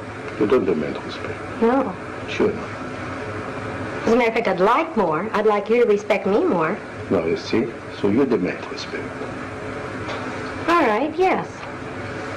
Yes, as a matter of fact, if I could demand respect from you, I would. But do it. Who's preventing you except yourself? Because I feel if I get myself out on the corner, you're going to let me just drown. You're not going to help me one bit, and I know that I can't quite come up to standards with you. What should I do when you're in the corner? Encourage me to come out. Ah, you don't have enough courage to come out by yourself. You need somebody to pull little mamsel in distress out of a corner. Yes. So anytime you want somebody to pay attention to, you call into a corner and wait till the rescuer comes. Yes, that's exactly what I'd like. And this is what I call phony. Pardon me? This is what I call phony. Why is it phony? I'm admitting to you what I am. How is that a phony? That is a phony because it's a trick, it's a gimmick to crawl into a corner and wait there till somebody comes to your rescue. I'm admitting it. I know what I'm doing. I'm not being phony. I'm not pretending I'm so brave. I resent that. I feel like you're saying unless I come out openly and stand on my own, I'm not a phony. Baloney. I'm just as real sitting in that corner as I am out here all by myself. But you're not sitting in that corner. Well, not now.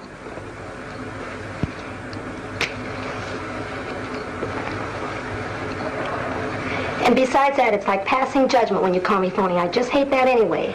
Now we're getting somewhere.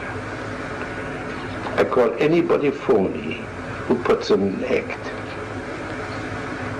And if you like somebody and you want to meet this person, to go to this person, tell him, I would like to meet you, I would call not phony. But if you coyishly go into that corner, waiting to be rescued, this I call phony. This I call phony. And I still think you're judgmental. You know what I have a feeling? You've never felt this way in your life. You feel so secure that you don't have to feel. Anybody that does something like this, you're going to pass judgment on their being a phony. Well, I resent it. Good. Now play Fritz passing judgment. You are. You're sitting up there in your big old Fritz, chair. I am Fritz. I pass judgment. Pass judgment on me now. I don't feel close to you at all, Dr. Pearls. I feel that's phony. I feel like you're playing one big game. Right. Sure, we're playing games, but in spite of the games, I think I've touched you now and then. I think I hurt you when I called you a phony. Well, of course you did. And I think I hit a bullseye. That's why you feel hurt. I don't know. All I know is when I feel the way I feel with you right now, it's like you don't have feeling. Fine. Now, exaggerate this. What you just did. That's it. Now, talk to me like this. I can't. I want to laugh. I'd like you to be younger than me so I could really scold you. How old must I be? My age, 30. Good, I'm 30 now. Imagine I'm 30. And now you're scolding. Okay, don't be so cocksure of yourself. Don't think you're so doggone smart. Don't act so proud because you've never been in the corner. I think you can be just as big a phony, parading around like you're so damn smart and you know all the answers as much as me sitting in my corner. Oh, and I like the feeling of you being younger. Yeah. I'd like to embarrass you. Yeah. Embarrass me. Well, you Tell me what you wouldn't get embarrassed. You seem unaffected. Tell me, embarrass me. Tell me how old, how ugly I am. You don't look old and ugly, you look distinguished. And that's all the more on your side. If you look so distinguished, then see. That's more on your side, too. Well, Gloria, can we say one thing? We had quite a good fight. No, I know. No. I don't think you're fighting with me. But I felt you came out quite a bit. Well, I'm mad at you. Wonderful. But you seem so detached. You don't even seem to care that I'm mad at you. I feel like you're not recognizing me at all, Dr. Pearls, not a bit. This is quite true. Our contact is much too superficial to be involved in caring. I care for you as far as, let's see, you're right now my client. I care for you as far as I like to, like an artist, bring something out which is hidden in you. This is as far as I care.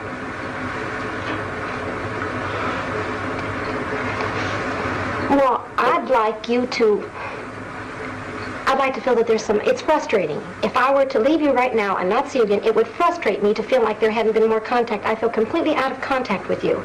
Like I'm talking to the baby that doesn't understand me or something like that. I don't feel like we're a bit in contact, and that frustrates me. That bothers me more than being angry with you. I'd rather we were angry and fought than to have no contact. Yeah, this reminds me of when my husband and I used to fight. He sits there and he listens to me, but he's not even aware of how much I hate him and how mad I am at him. I'd rather affect you. You to really hate me or something. And I feel like you're purposely staying out of contact with me. How should I be? Give me your fantasy. How could I share my concern with you? I can't say in words. I know the feeling I'd see on you, but I can't say. It's just a feeling like, I don't know. It's like I want you to respect me more as a human being, that I've got feelings. Now we come back to the beginning. So you want respect. Yes, I do. I do. See. This is a different kind of respect than I meant the first Never time. mind, but you need respect. Yes. I respect you so much as a human being that I refuse to accept the phony part of yourself and address myself to the genuine part. Right now, the last few minutes, you were wonderfully genuine.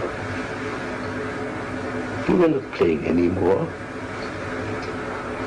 I could see you were really hurting.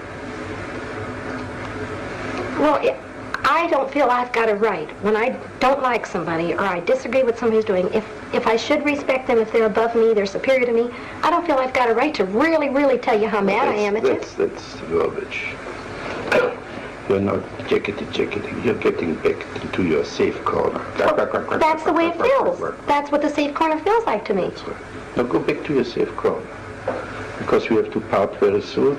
You stay in your safe corner. You came out for a moment. You nearly met me. You could get a little bit angry with me. Now go back to your safety. I feel like you're telling me the only way you respect me as a human being if I'm aggressive and forceful and strong. I feel like you couldn't even accept I'd be scared to death to cry in front of you. I feel like you'd laugh at me and call me a phony. I feel like you don't accept my weak side only when I'm yelling back at you or hollering at you. You mustn't cry in my presence. Well, I wouldn't even give you the satisfaction. Say this again. No. Say this again. I try not to. I try not to cry in front of you or show my weak spot for fear you'd jump on me again. Are you aware that your eyes are moist? I'm aware that I feel more choky, yes. I feel that. Could you choke me? Pretend, but not for real. Why not for real? Well, because I don't hate you that much.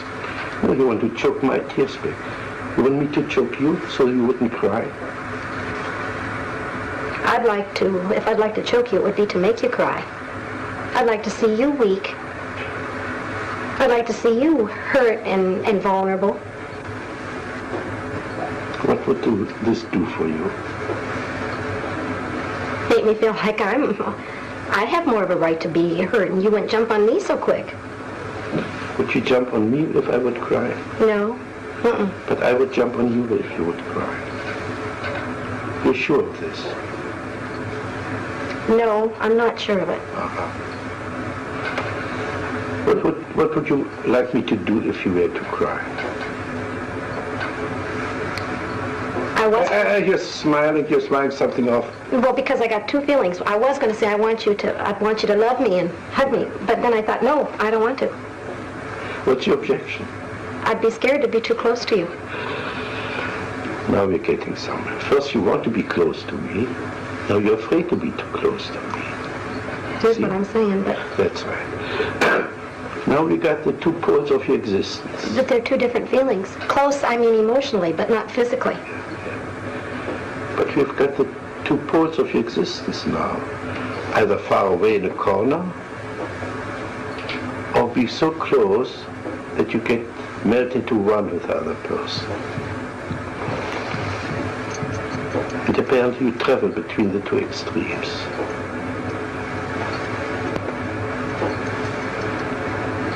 I do. You know what I'm thinking? When I am really hurt and really upset about something, and I want someone to love me, like my girlfriend will do it a lot, and she'll come up to hug me, I don't want it. Exactly. See? That's what I'm talking about. You cannot sustain contact. Okay, this is garbage.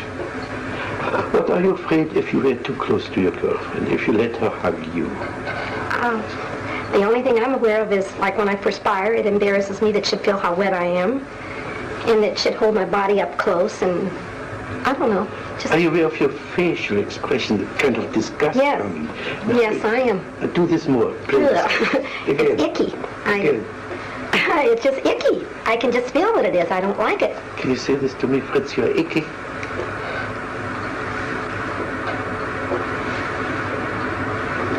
No. No? What's your difficulty? Because I feel like if you really believe me, that would hurt your feelings. Oh, you mustn't hurt my feelings. Well... I thought I was so indifferent, as you said before, that nothing could touch me. No. Now you suddenly discovered a way to touch me, isn't it? Well, you know what I believe? I believe you're the type of person sort of like me, that you act like it wouldn't hurt your feelings, but it really would. You act strong, but you're soft and vulnerable inside there too. I think your feelings could be hurt, sure. But I don't think you'd show it very easy. What would I do? How would I conceal my feelings? By turning it back on me? By saying, now, what did you get from that, Gloria? You turn the whole thing back on me instead of showing how hurt you were.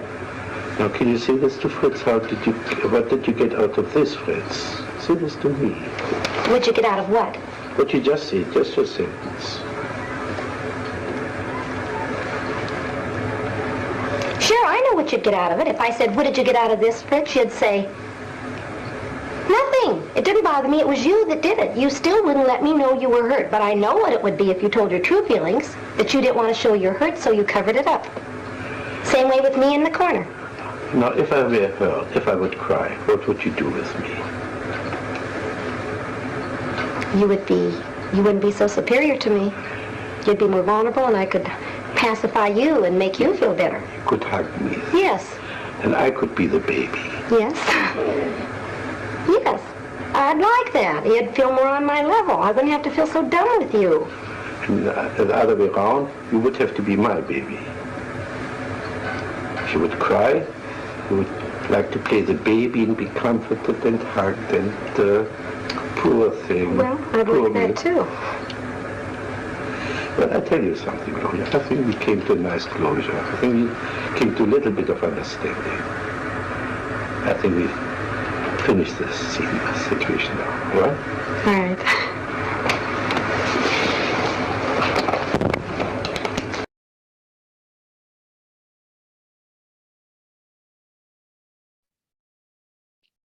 Yura, this didn't surprise us. We see that once a month, every time. We can't hear you, you're muted.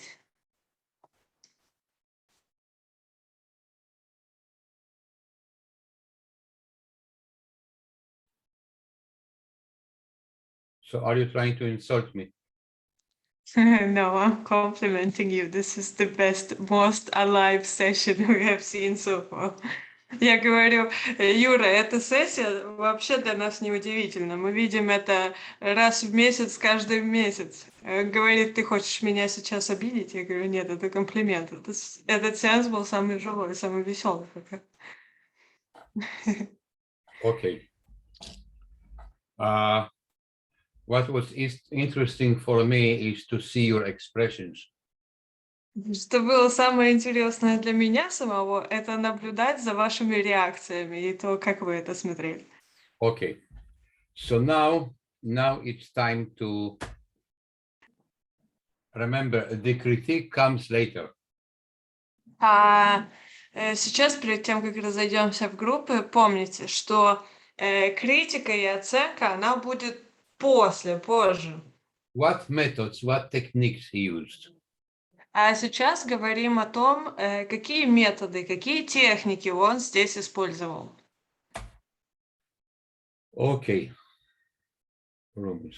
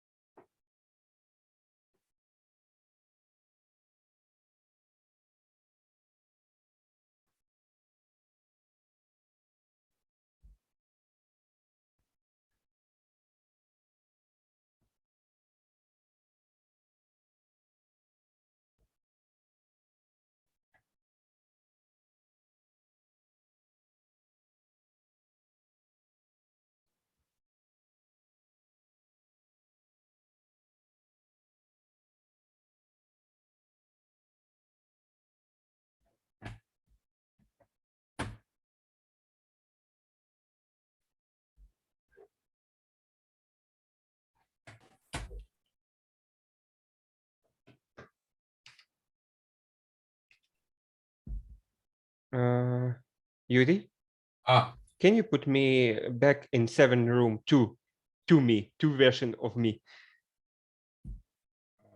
Okay. Yeah. 7 room number 7. Okay.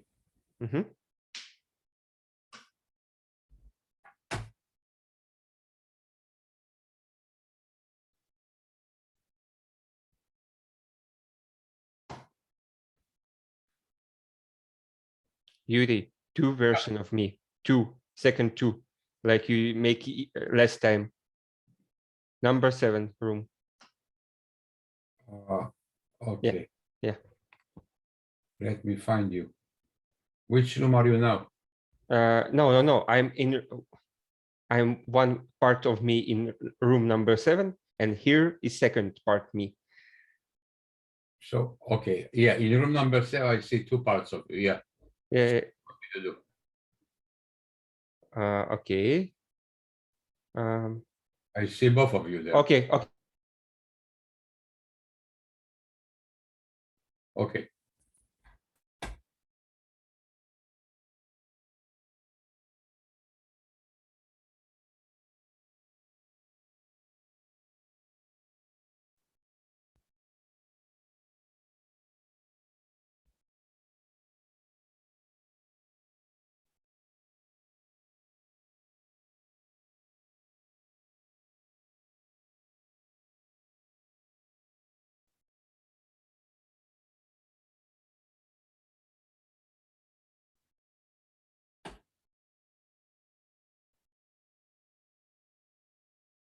It didn't bother me. It was you that did it. You still wouldn't let me know you were hurt, but I know what it would be if you told your true feelings, that you didn't want to show you're hurt something. Right. My opinion.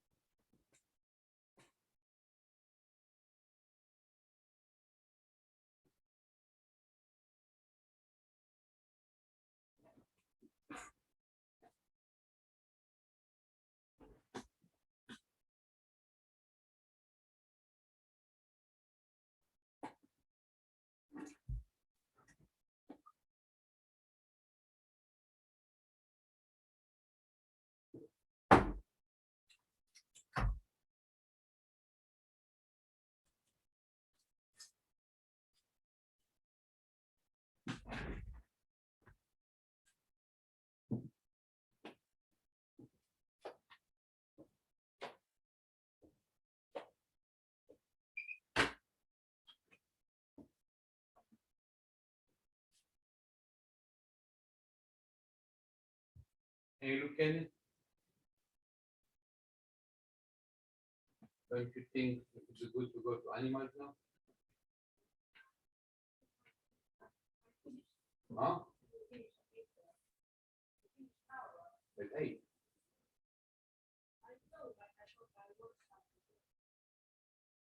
You will?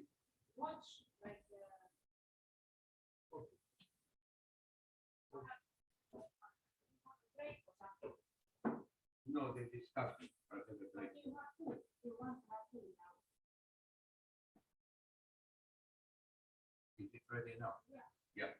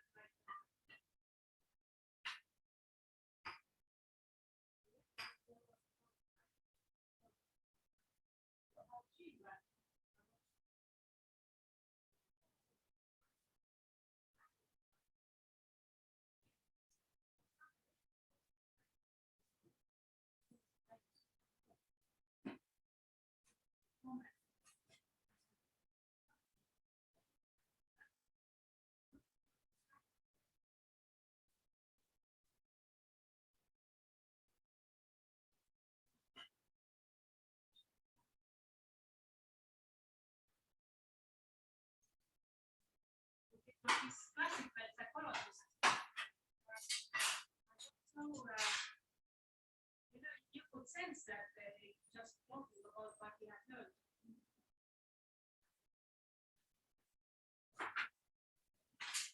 Like the woman was talking about marriage, that if it is necessary,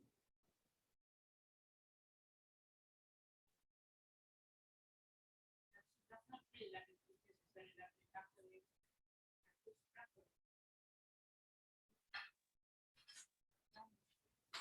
Comes from insecurity. yeah. I need to own something.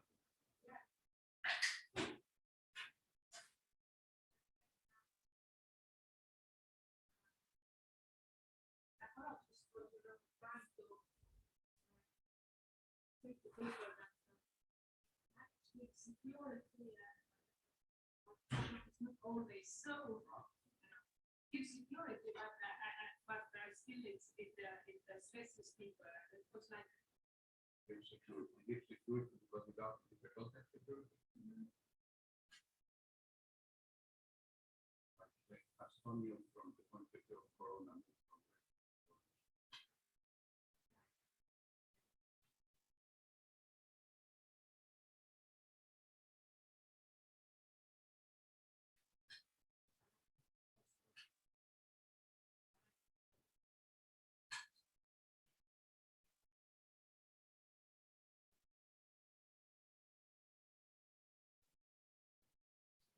potatoes, carrots, salt, pepper, eggs.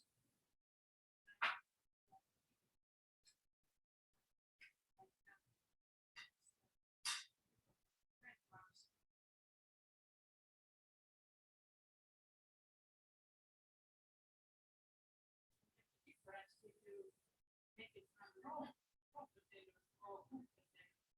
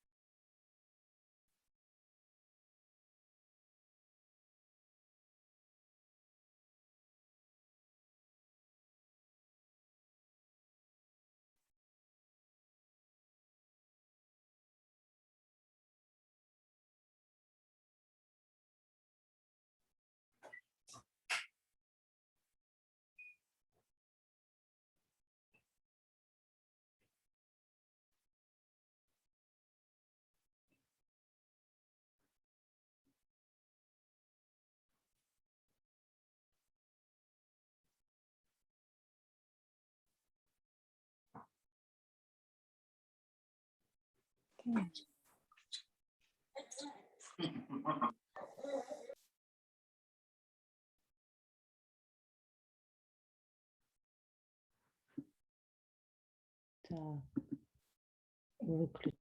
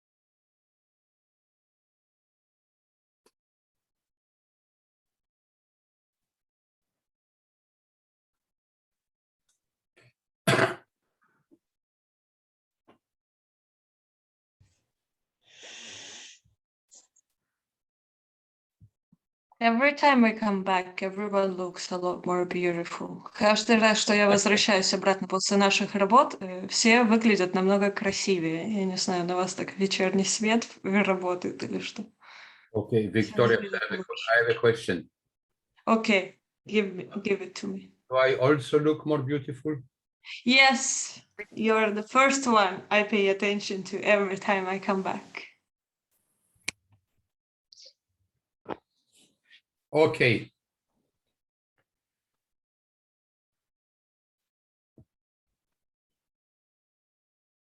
Okay. So,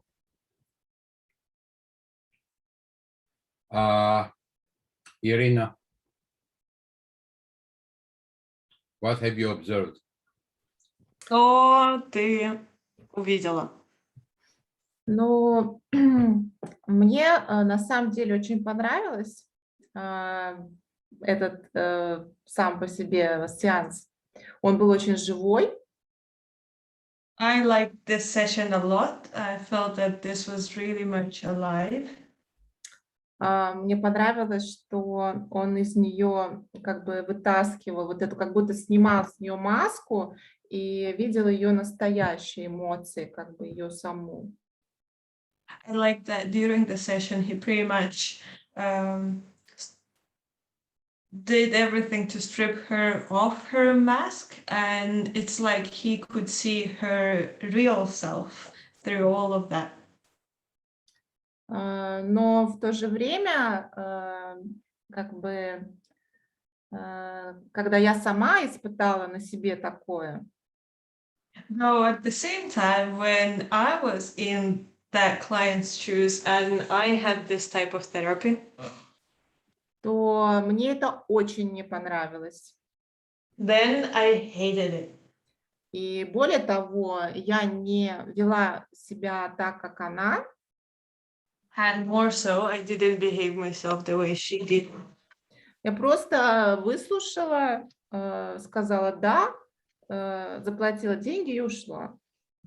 I just listened to this therapist. I said yes, just paid him his money and left. Okay, спасибо. Arina. Да. What have you observed? Что ты заметила? Ой, ну, конечно, со стороны весело смотреть, интересно. Of course, it's very fun to watch it from a side. Но я, вот как Ирина, я бы так и поступила тоже. Я бы посидела там, послушала бы эти провокации и ушла. But I would be just like Irina mentioned. I would just listen to all those provocations and then I would just pay the money and leave. Ну, точно полезно, но я бы не хотела к нему возвращаться, если честно. Well, it's probably very beneficial, but I wouldn't come back to this kind of therapist. Okay. Can I say? Yeah. По-русски. Я бы пришла к такому терапевту. Я бы вообще кайфанула. I would come to such a therapist. I would enjoy it a lot. Потому что мне очень нравится, когда мне дают поговорить и задают вопросы, но я очень осознанно могу говорить и все вам расскажу и много чего услышу. Because I really love when I'm led to speak and a therapist asks me questions so I can answer and hear myself answering those. But I can pretty consciously talk about things. И иногда мне просто нужно, чтобы мое осознанное сознание, оно вот так вот расфокусировалось бы и выходило бы что-то из более глубокой глубины. And sometimes I just need my conscious awareness to be really distracted by many different things and points of view so that I can get to the very depth, so that my deeper I can speak without the conscious thoughts. Поэтому я думаю, что со мной вот так бы жестко и интересно очень бы прокатило. That's why I think that this kind of a bit harder version, but very effective version would work fantastically. Сергей? Я правильно понимаю, Юрий, что, по сути, клиент использует технику, когда он дает клиенту шанс проявлять свои чувства, тем самым помогает ему снять маски. Is it correct here that what I understand, that pretty much he's using the method of allowing the client to live and let out his actual feelings, and by that he's just letting the client see what's actually going on? Yeah. Да. Mm-hmm. Okay, so basically what we saw here, okay, Victoria? Да. Не могу не сказать этого просто. I cannot stay silent here right now. Давай. Какие парашюты нафиг? Какие гонки на мотоциклах? Пришел, оттопырился на терапевте. Я бы еще много чего ему сказала вместо этой девушки. No skydiving needed, no riding a motorbike, just come to this type of therapist. And if I would be on this client place, I would tell this therapist a lot more than she did. Okay, thank you, Victoria. I took a note of what you said. Благодарю, Виктория. Я себе сделала отметку о том, что ты сказала. You just wait until we meet again face-to-face in class. Ты только подожди до того момента, как мы снова в классе встретимся. I'll be interesting to see how it works with you. Мне будет очень интересно посмотреть, как же это сработает с тобой. Okay, now listen, what I want to do now is to give you Fritz Perl's reaction to what he has done. And I'm not going... Теперь я хочу, чтобы мы посмотрели реакцию самого этого Фрица на тот сеанс, что у них произошел. And then I'm not going to divide you the group, we're going to continue talking. А затем мы не будем разделяться на группы, мы просто продолжим так разговаривать.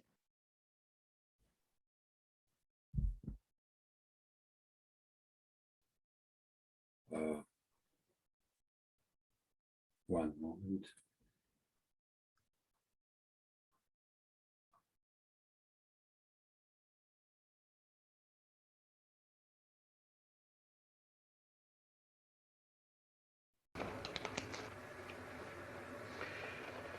The demonstration was, in my opinion, quite successful and consistent with my theoretical outlook. The avoidance of the genuine encounter manifested itself in three ways. The patient was first taking control by putting on a smiling, sophisticated, phony mask of oscillating between a pretense of being frightened and yet at the same time having me figured out, thus being or believing to be fully in control of the situation. Secondly, she was withdrawing by fantasizing of hiding in a corner.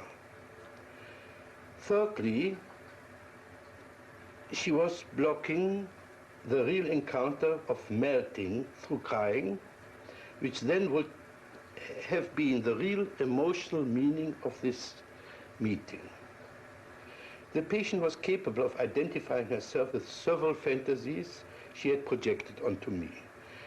This was especially evident with regard to her initial denial for a need to be respected. The need for environmental support started to come out besides her need to get respected. It was verbalized in her wish to be cared for, rescued from the corner, and so on. I broke off the session when the first tears began to appear, she began to play the role of the lonely child and apparently wanted to be hugged and comforted. But here too, the assimilation of her projection began to work, and she began to experience holding me like a baby. Apart from assisting her and assimilating her in some projections, the main therapeutic factor was to show her the inconsistency of her verbal and non-verbal behavior. For instance, saying that she was frightened and smiling at the same time. A frightened person does not smile.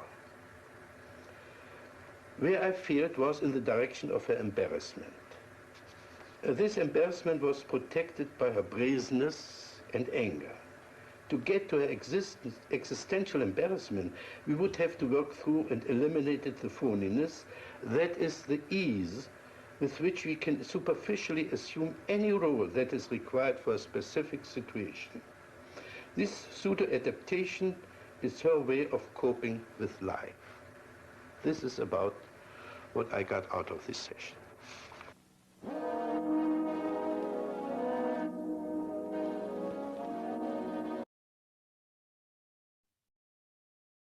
God, I need to translate that. Спасибо, что мне не нужно было это переводить.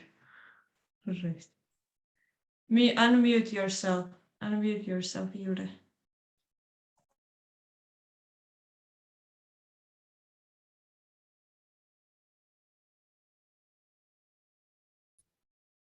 Okay. So,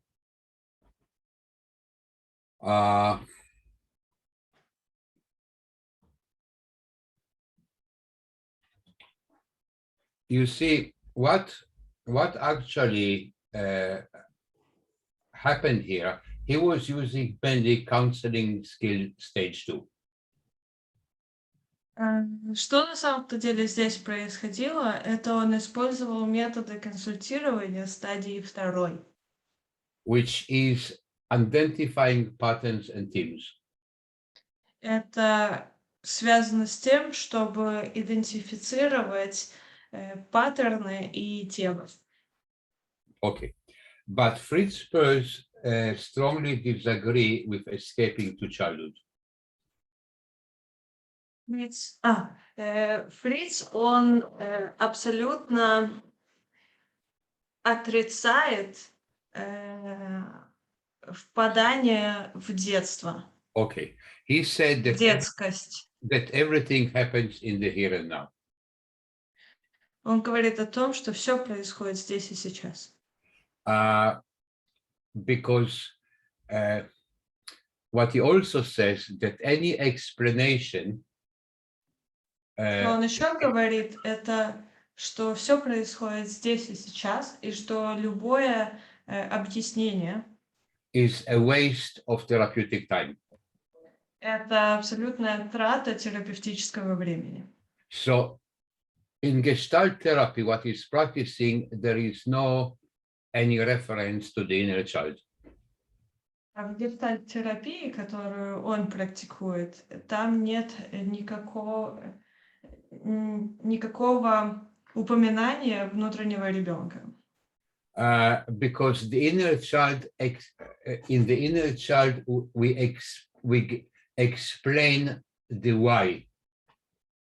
Потому что, работая со внутренним ребенком, мы отвечаем на вопрос «почему?». In his opinion, the why is not important. А по его мнению, это «почему» оно не важно.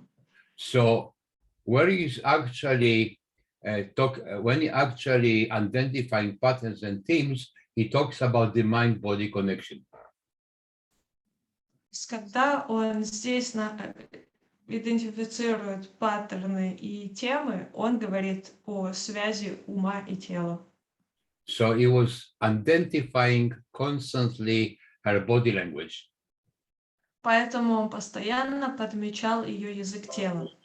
He was observing it, but not analyzing it. Он наблюдал за ним, но не анализировал.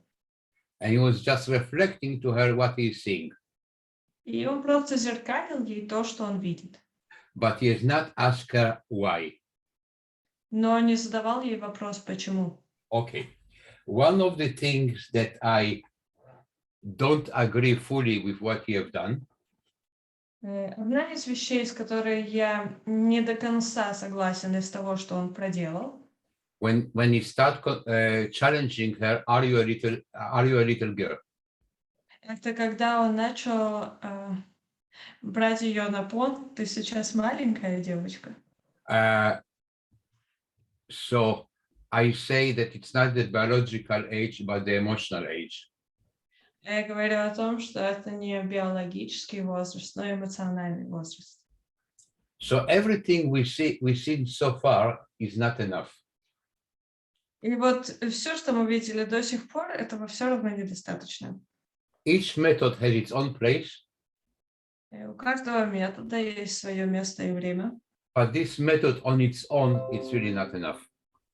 Но вот этот метод только сам по себе, его недостаточно. So what actually is saying somewhere that the aim of therapy Он здесь где-то сказал это, что цель терапии is to manipulate and frustrate the client in the here and now. это чтобы манипулировать и выводить человека из себя здесь и сейчас. Now, the word manipulation might not sound very nice to you. Возможно, слово манипуляция не очень хорошо звучит для вас, But let's remember one thing. но давайте запомним одну вещь. We've been all manipulated since childhood. Нами всеми манипулируют с самого детства. So maybe we need to do remanipulating. Поэтому, возможно, нам иногда нужно, чтобы нас деманипулировали.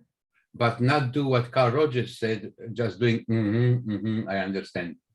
Без того, чтобы делать то, что Роджер сделал, который постоянно соглашался и кивал головой. Окей. Да, Анна. Скажи, как часто можно применять с одним клиентом эту технику?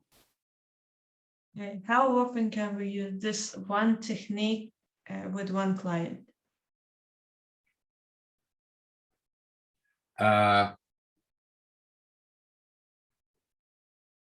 If you ask a Gestalt therapist, they will tell you forever.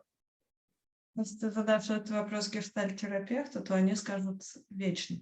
So the same question applies to the first one. И такой же вопрос, он может быть задан и про первую технику. How long you can sit with a client and just reflect their feelings back to them? Как можно сидеть, как долго можно сидеть с клиентом и просто повторять им, что они чувствуют? Не, ну это разная техника. Там он проявляет агрессию, и вот эта агрессия, то есть эта агрессия может оттолкнуть от человека. Вот я приду первый раз, и он мне так начнет, я ему скажу, иди ты на хутор бабушку, уйду. Это же вторая стадия консультирования. Нет, я в плане, меня интересует, что вот приходит клиент, вот, я должна с ним какой-то контакт найти и потом начать вот так вот. Либо он приходит, и я сразу могу с ним вот так вот начать. Okay, so my question is, for example, a client comes to me for the first time. Do I need to first take some time to build a rapport with them, or can I just use this technique straight away? Okay. No, I would not recommend to use this technique straight away. Нет, я бы точно не советовала использовать эту технику сразу. But before somebody else asks a different question, Но перед тем, как кто-нибудь другой задаст еще один вопрос. What do you do with a client that does not have any previous experience of therapy? Мол, что делать с клиентом, у которого никогда не было опыта терапии? When we talked about Carl Rogers. Когда мы говорим о Роджерсе. So, okay. Wait a minute. I listen to what Victoria has to say. Перед тем, как ответить, послушаю Викторию. У меня не вопрос, у меня комментарий, я не могу успокоиться.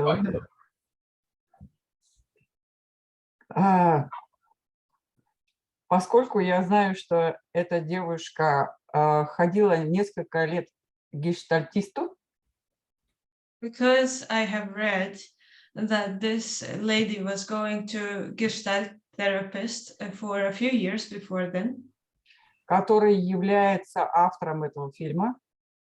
who was also the author of this film. И я знаю, что она выберет потом самого лучшего терапевта из 3 именно гештальтиста. And because I already know, spoiler alert, that she will choose as the best therapist for herself the Gestalt therapist. Я понимаю, что еще неизвестно, кто кем больше манипулирует. Я понимаю, ты сказала. Сейчас перефразирую. Давай. Становится понятно, кто кем манипулирует. For me, it makes sense knowing this, who is manipulating whom, actually. Клиенты очень успешно манипулируют и терапевтом тоже. Because the client can also very successfully manipulate the therapist. Одну секундочку.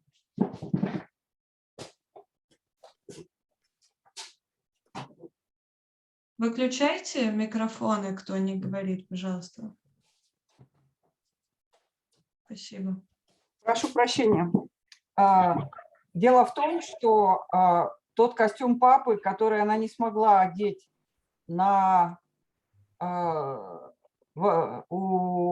Господи, кто у нас? Роджерса. Нет, кто у нас сейчас был? На Фрица. Да. Фриц Перлс. Она не смогла одеть на Фрица Перлса, она успешно в конце сессии наперла на Роджерса. Because this costume of a father that she couldn't put on to the Fritz, she very successfully put it on to the Rogers. Yeah. Okay. Последнее. Какая она была у Фрица и какая она была у Роджерса. Ощущение, как будто бы 2 разных человека. Even though there was this one client with both of those therapists, there is a feeling that these are like 2 different people. Спасибо. Okay. Okay, so it's 6:45. 6:45. We take our second half-an-hour break. У нас сейчас будет второй получасовой перерыв.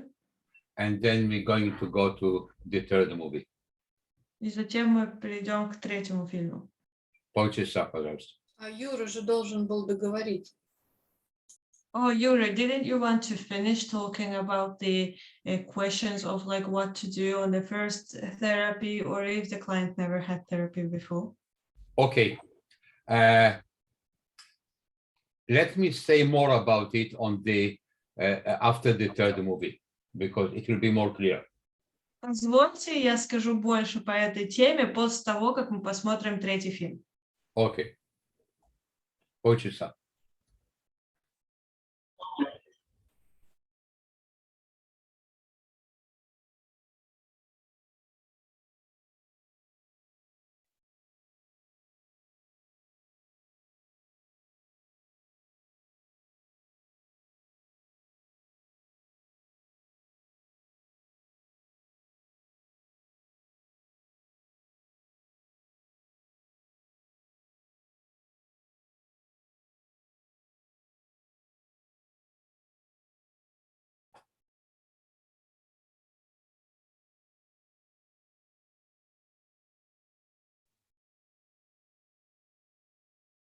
Hello? Возвращаемся.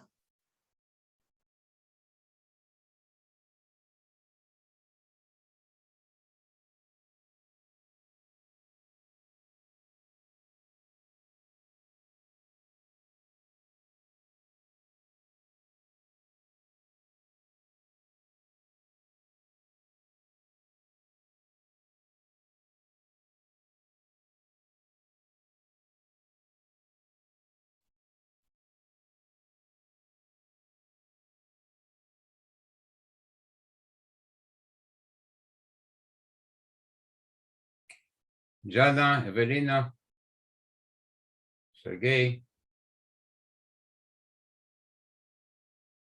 We have still 2 minutes until the half an hour is done. Yeah.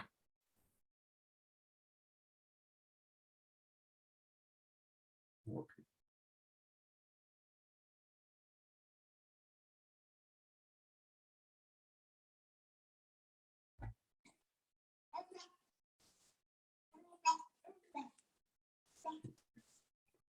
Looks like one Sergey has disappeared.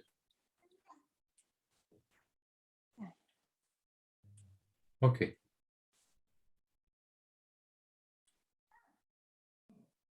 So I'm going to show you now the third part. Покажу вам сейчас третью часть.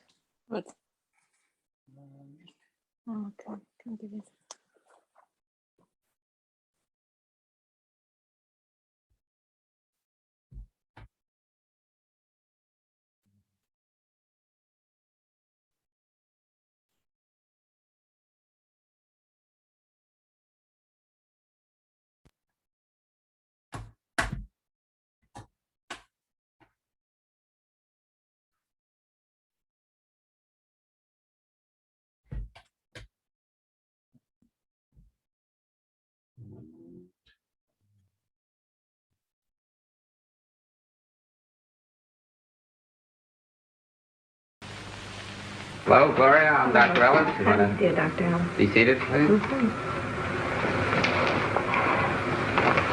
Well, would you like to tell me what's bothering you most? Yeah, I think the things that I'd like to talk to you the most about are adjusting to my single life. Mostly men, I guess. As a matter of fact, I don't know if I'm doing the wrong thing, but I'm going to refer to your book anyway, because this is what I'm impressed with, the book about the Intelligent Woman's Guide to Manhunting. Yeah. I tried to follow it, and I believe in it. This is why it's so fun reading your book, because I'm not much of a reader, but I sort of believe the same way you do. But then I've got a problem in this area. The men that I'm attracted to, or the type of man I'd like to become closely involved with, I can't seem to meet, or I get too shy with, or something that it just doesn't click. The men I seem to be dating nowadays are the ones that I don't respect much, the ones I don't enjoy much, that seem flip and uninteresting. And I don't know if it's something about me or what, because I really do want to meet this kind of man. Well, let's talk a little about your shyness. Let's suppose you meet somebody whom you consider eligible, that you might like. Now, let's see if we can get at the source of your shyness, just what you're telling yourself to create this. You meet this man and you feel shy, embarrassed? Yes, but I don't usually show that. I usually act flip right back. Yeah.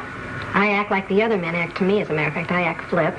I don't seem near as intelligent. I act like a typical dumb blonde. I'm just not myself with him. I'm more on at ease.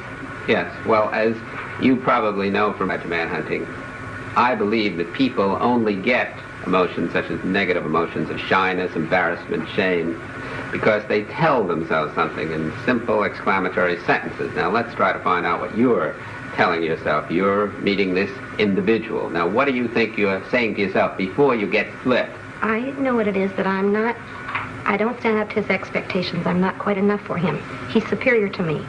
Although I want this type of man, I'm afraid I won't have enough to attract him.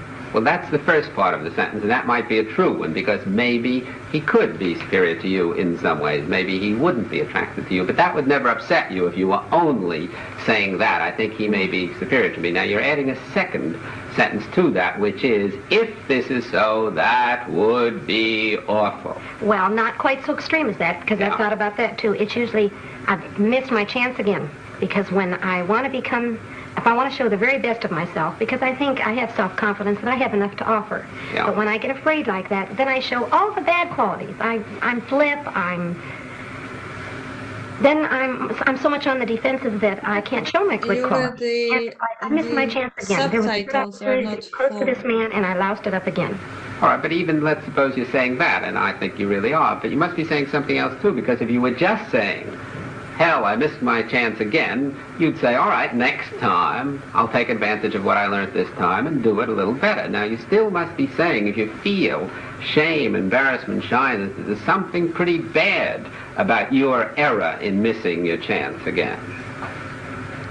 I don't know if this follows in context to what you're saying, but the thing I do feel is that I get suspicious then. Am I the type of woman that will only appeal to the ones that are to not my type of guy anyway? Is there something wrong with me? Am I never going to find the kind of man I enjoy? I always seem to get the other ones. All right, now you're getting closer to what I'm talking about, because you're really saying, if I am this type of woman that none of these good, eligible males are going to appeal to, then that would be awful. I'd never get what I want, and that would really be something frightful, isn't Plus, it? I don't like thinking of myself that way. I want to put myself on a higher standard. I don't like to think that I may be just an average Jane Doe. But let's just suppose, for the sake of argument at the moment, that that were so, that you were an average Jane Doe. Now, would that be so terrible? It would be inconvenient. It would be unpleasant. You wouldn't want it. But would you get an emotion like shyness, embarrassment, shame out of just believing that maybe I'm going to end up like Jane Doe? I don't know. Well, I don't think you could, because you still would have to be saying on some level, as I think you've just said, and it would be very bad. It would be terrible. I would be a no-goodnik if I were just Well, plus, Jane Doe. I'd never get what I want. If I were just a Jane Doe, and if I'd have to accept it, I'd never get what I want, and I don't want to live the rest of my life with just icky men. Well, I it's want not necessarily so that you'd never. You really mean your chances would be reduced, because we know some icky girls who get some splendid men, don't Oh, we? that's Yeah. right. You see, so you're generalizing there. You're saying it probably would be that I'd have a more difficult time, but then you're jumping to, therefore, I'd never get it all. You see Well- the catastrophizing there that you jumped to. Yes, but it feels that way to me at the time. It seems like forever. That's right, but isn't that a vote of non-confidence in you? An essential vote of non-confidence? Yes. And the non-confidence is because you're saying, one, I don't want to miss out on things. I would like to get the kind of a man I want and be a, in your words, superior kind of girl who gets a superior kind of man. Yes. But if I don't, then I'm practically on the other side of the chain completely, a no-goodnik, somebody who'll never get anything that I want, which is quite an extreme away, isn't it? Yes. And that's what I call catastrophizing, taking a true statement, and there is a good deal of truth in what you're saying, if you didn't get the kind of a man you wanted, that it would be inconvenient, annoying, frustrating, which it really would be, and then saying, I'd never possibly get what I want, and even beyond that, you're really saying, and then I couldn't be a happy human being. Aren't you really saying that on some level? But let's just look at that. Let's just assume the worst, as Bertrand Russell once said years ago. Assume the worst, that you never got at all, for whatever the reasons may be, the kind of a man you want. Look at all the other things you could do in life to be happy. Well, I don't like the whole process. I don't even like as I'm going through it. I don't... All right, even if it wasn't a catastrophe, even if I didn't look at it as a catastrophe, I don't like the way I'm living right now. For example, when I meet somebody that I'm interested in that could have some potential, right away I find I'm not near as relaxed with him. I worry more, should I be friendly? Should I kiss him goodnight? Should I do this? If it's just a Joe Doe and I don't give a darn, I can be anything I want to be. I turn out to be more of a person when I'm not as concerned. I don't like the way I'm, But you're not merely concerned, you're over-concerned, you're anxious, because if you were just concerned, you'd do your best and you'd be saying to yourself, if I succeed, great. If I don't succeed, tough. Right now, I won't get what I want. But you're over-concerned or anxious. You're really saying, again, that's what we said a moment ago, if I don't get what I want right now, I'll never get it. And that would be so awful that I've got to get it right now. That causes the anxiety, doesn't it? yes, or else work toward it. Yes, but if I don't get it right now, that's all right, but I want to feel like I'm working toward it. Yes, but you want a guarantee, I hear. My trained ears hear you saying, I would like a guarantee of working towards it. And there are no certainties Well, and no, guarantees. Dr. Ellis, I don't know why I'm coming out that way. What I really mean is I want a step toward working toward it. Well, what's stopping you? I don't know, I thought, well, what I was hoping is whatever this is in me, why I don't seem to be attracting these kind of men, why I seem more on the defensive, why I seem more afraid. You could help me what it is I'm afraid of so I won't do it so much. Well, my hypothesis is so far that what you're afraid of is not just failing with this individual man, which is really the only thing at issue when you go out with a new, and we're talking about eligible males now, we'll rule out the ineligible ones.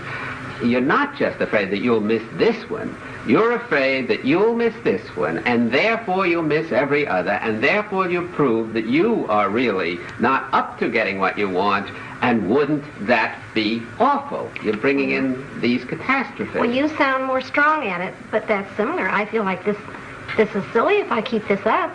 If you keep There's what something up? I'm doing. There's something I'm doing not to be as real a person with these men that I'm interested in. That's right. You're defeating your own ends by... I've done it again. Right. If I weren't so doggone anxious about trying to hook this guy, I could be more real. He's going to enjoy me more if I'm real anyway. So I'm only giving him the stinky part of me. Right. How can anybody I respect a chooch? And that's what I am when I don't really come through. But look how you just devalued yourself. Let's just suppose, for the sake of argument, you kept giving the stinky part of you. Right. A human being, another person who's trying to get interested in you, might not like these attributes, these characteristics of you, but I don't think he's going to despise you as a person, which No. you are really doing. I'm harder on myself than I think That's he is. exactly But he the just point. doesn't like me. There's not enough to me. Right, and I say before, if people just didn't like you and you went through enough of them, and it would be hard to go through enough, but it would be possible, you'd eventually find one who did like you and whom you liked. But as long as you devalue yourself personally in your own eyes, you complicate the problem enormously, and you're not focusing on how can I be myself, change the traits. If you, for example, had let us just say, mangled arm, and you wouldn't accept your whole person, your being, because of this mangled arm, then you would focus so much on that mangled arm that you wouldn't be able to do things that you wouldn't otherwise be able to do. That's almost what I do, yes. Yes, you see, that's exactly, so you're taking a part of you, an arm, and focusing almost completely on that. Just to bring it down to our own conversation, you're taking a part of you, your shyness, your not being yourself with males, and focusing so much on that part that you're almost making it the whole of you. And you get an awful picture of your total self because of this defective part, and we're assuming, you and I, that it is defective. We're not glossing over and saying, no, you're doing all right. You're not doing that well. Right. Now, if you could accept yourself for the time being with this defective part, with these attributes, and not beat yourself over the head, as I feel you definitely are doing, then it becomes a relatively simple problem to work and practice against this negative attribute. In other words, let's get back to that now, how to be yourself. Let's just suppose for the moment that you really were fully accepting yourself with your failings. All right. You know you're going to go out, and you know you're going to screw up with the next man, the man after that in all probability, but you're saying, all right, I have to go through a learning process. That's too bad. I won't be very good during this while, but I'll do it just as I would at ice skating, where I'd have to fall on my neck for a few times before I learned to ice skate. Okay, now let's suppose that. Then, if that was so, if you were really accepting you, you'd go out, take the risks of being you. Because after all, if you do win one of these men, you have to be yourself. You're not winning them for a day. You're not winning them for an affair. I assume you want to marry one of these individuals eventually and be with them on a long time But mostly a long basis. relationship. I don't think so much Yes. of marriage as a long All right, relationship. a long relationship in the course of which you couldn't act. So we don't want to give you some technique of acting well that he'll later find out was a role-playing sort of thing. So you have to eventually be yourself. Now, if you really weren't so disturbed about these current failings of yours, you could go out and be this self of yours. Ask yourself, what do I really want to do with this man to help enjoy him and have him help enjoy me? Because that's the basic function of life, enjoyment, which we tend to lose. And you'd force yourself to take the risk of being that. Because if you succeeded, great. If you failed, too bad. Either you're not for him, or he may even not be for you. Because don't forget, you said before, when these men reject you, you assume right away it must be my doing and my fault. You know, they may not be your cup of tea, and you may not be their cup of tea, and it's nobody's fault. It's just true incompatibility. Well, it could be, yes. You see. Yeah. So if you would really accept yourself as you are, and then force yourself, and if you were one of my regular patients, I would give you this homework assignment and then check up on you to see whether you could force yourself to open your big mouth and be you for a while, even though it hurt with these males. You would find that you would start being yourself and gradually lopping off these inefficiencies, which incidentally are the result of not being you, but watching yourself from the outside while you're trying to be you, which is almost impossible, because you can't spy on yourself and still be yourself very well at the same time. No, but it would become like a habit. After a while, if you took the risks and forced yourself to, as I said, open your big mouth, and even though you thought maybe it'll come out badly, maybe he won't like me, maybe I'll lose him completely, and so on and so forth, then you'd start swinging in the groove and being what you want to be, and I would almost guarantee that you'd become more practiced and less inefficient, especially in terms of the shyness, because you wouldn't be focusing on, oh my God, isn't this awful how bad I am? You would be focusing on what a nice individual this is, and how can I enjoy him, which is the focus. Well, the usually my purpose of focus is the opposite way. Right. How can I be more attractive to him, and how can he be pleased by me? Because underneath, if I am not, then I cannot enjoy myself. I refuse to accept myself unless I attract and win this good individual. Isn't that what you basically Yes, saying? and I even go further, Dr. Ellis, when there is one of these men I come in contact with, and I find that I want to cultivate more of a relationship. Well, if he accepts me and we're going along pretty great, I find myself constantly on the defensive, constantly watching the way I sit, not drinking too much, the whole time, instead of just relaxing and say he'll either like me or he doesn't. In emotion psychotherapy, you're giving a very good illustration of why other directedness doesn't pay. Because if you really are defining yourself in terms of others' estimation of you, then even when you're ahead of the game and you're winning them, you have to be saying to yourself, will I win him today? Will I win him tomorrow? Will I keep winning him? And you're always focused on, am I doing the thing to please him? And you never are yourself. You never have a self. While if you're saying, what do I want to do in life? There must be some human beings who would like me the way I am. Let's see if this is one of those human beings. Then that's the only way, isn't it, that you can be. You see? Yeah. Now, we haven't got too much time now, so let's try to get it off on a constructive note of more concretely what you can do. You asked before where you can go, how you can meet new people. I'd say that, I don't know this particular area, but it's almost any place. If you could do what we are talking about, really take risks and focus on what you want out of life, and on the fact that it's going to take time, which unfortunately it does, and that it's not awful, and you're not awful while it's taking that time, then you can leave yourself open unshyly to all kinds of new encounters. And these encounters can take place on buses, while waiting for a streetcar, if they have streetcars in this area, at cocktail parties, anywhere. You can talk to people who look eligible. You can ask your friends to get you eligible males and so on. But the main thing is that you have to, A, like yourself while you're not doing badly, and B, not be intolerant against conditions which are bad. And I'm agreeing with you that they are.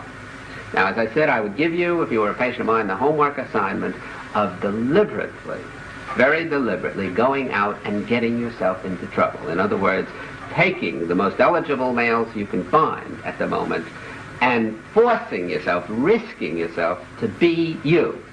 Are you saying even if it were like if I went into a doctor's office to start a conversation with him because he was attractive to me or he appealed to me? Right. I'd even go so far as to starting out a conversation with him, a personal one? Why not? If he's an eligible individual, any kind of an eligible individual. Well, I feel you accept that, but that seems awfully brazen or something. Well, let's suppose it is brazen. What have you got to lose? The worst he can do is reject you, and you don't have to reject you if you were thinking along the lines that we've been 25 minutes or so. You see? Oh, yeah. Now, can you try to do that? I think so. It sort of gives me a spurt to go out and see. You're right, that's all I can do is be rejected. Right. And that leaves you intact. It just leaves you, unfortunately, not for the moment, getting what you want. So you try the one you've already read, and I'll be very interested in finding out what happens. Oh, I'm excited about it. Well, it was certainly very nice meeting you, Clara. Thank you, Doctor.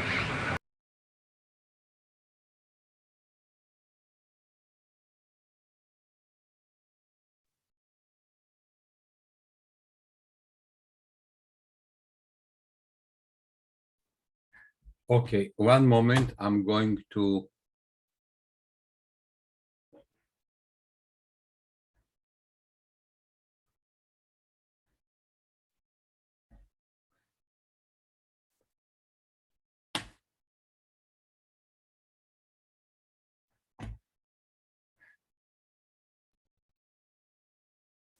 let's continue for a moment.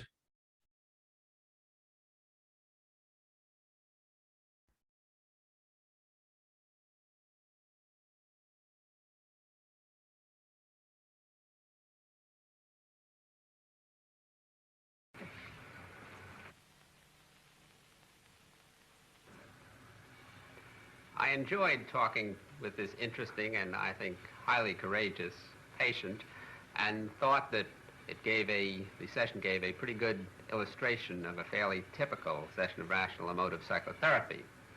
How was it typical? In several ways.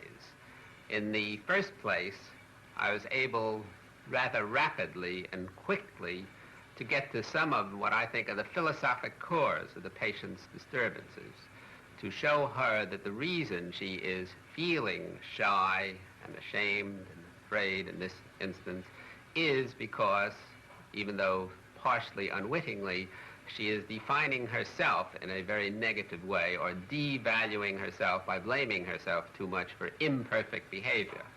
Because perfectionism is the root of most human evils, and she was showing some fairly typical perfectionistic notions. So very quickly, as is usually done in rational emotive psychotherapy, we skip some of the asides, we skip going back into the history, as some of the psychoanalysts do, and we skip some of the transference relations between us and the patient, and we skip some of the nonverbal expression. Not that we think these things are quite unimportant, but we think they're of relatively little relevance to the basic core of the patient's disturbance, which is her philosophy of life. And typically, again, this patient showed both anxiety and low frustration tolerance, which most patients showed, and these were intertwined, and again, very usually, she was then beating herself over the head, blaming herself, condemning herself for feeling these kinds of feelings. Now, she did not see very clearly, at least I thought so at the beginning of the session, exactly what declarative sentences and exclamatory sentences she was telling herself to create these feelings, and I endeavored to show her some of these sentences and what could be done about it. And among other things, I also, though briefly, because this is just one brief session, tried to give her a homework assignment that she could go and get her teeth into and actively try to do to depropagandize herself by going out and taking risks, which normally up to now she hasn't been taking that much of. It's interesting to note that, again, quite typically in this session, although I was attacking fairly vigorously the patient's attitudes or philosophies, she did not feel an attack on her. She felt that I was supporting her, if anything, and she ended up, I thought, rather optimistically feeling that I had given her several ideas of what she could do in the future. Again, rather typically in this session, I kept persuading the patient and attacking her ideas and showing her that her philosophy of life not only was such and such, but that if she stuck to this kind of philosophy, she had to get negative and self-defeating results from it. And then I kept persistently going on, even though at times she became defensive and wasn't quite accepting by any means what I was saying. I didn't let this bother me, but kept going on against her basic core system, her value system, because this is, again, what bothers patients, that they give up very easily on attacking their own negative evaluations of themselves, and therefore they persist forever.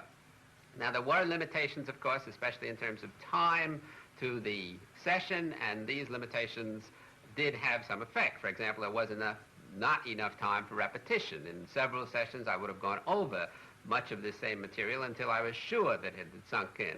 Then I would have had time to get feedback from the patient to see whether she really understood in action in particular what I was talking about, and whether she was following it up or leading herself up some other diverting pathway which people can do.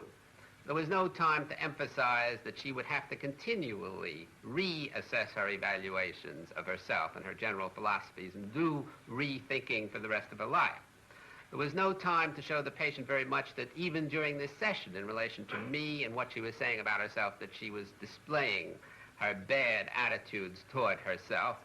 And finally, there was no occasion, of course, since this was an individual session, to see how she related specifically to other non-therapists, as she would in group therapy, and in the midst of this group situation to show her exactly what was going on and what she could do about it. But I do feel hopeful about the session and think that perhaps I was able at least to give the patient a few ideas which she could then go out and work on her own, because unless patients do work themselves with the material that we therapists give them in psychotherapy, nothing eventually happens. It isn't any magic that we have for them, but we can give them certain catalytic ideas and influences, which then, if they work and practice at, will do them good for the rest of their lives.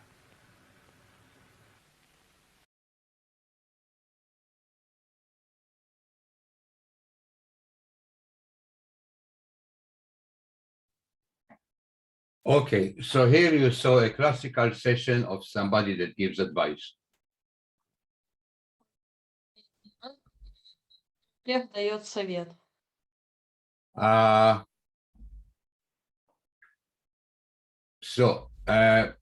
If you have noticed, Fritz Perls in the second movie was the only one who did not ask her in a way, what's the problem? Если вы заметили, то Фриц Перлс был, по сути, единственным, кто, и мы видели его во втором фильме, кто не задал клиентке вопрос, в чем ее проблема. But here we've got somebody who told her what to do, basically told her, get out there and get yourself in trouble. А здесь у нас кто-то, кто сказал ей, что сделать, и, по сути, сказал идти после сеанса и находить себе всегда приключения на одно место. Okay. As we are running out of time and we've got a short ending to it, Victoria. Я просто С тем, как, на секунду сейчас перейду, с тем, как у нас короткое время остается, если у кого-то есть вопросы, комментарии, то давайте их. Да, Виктория. Угу. Я просто не могла промолчать. I couldn't stay silent again. Кроме того, что я поняла, что по большому счету никто из 3 терапевтов, их не волновала судьба этой женщины. Besides the fact that I could see that none of those 3 therapists did care about the life of the client or the fate of the client.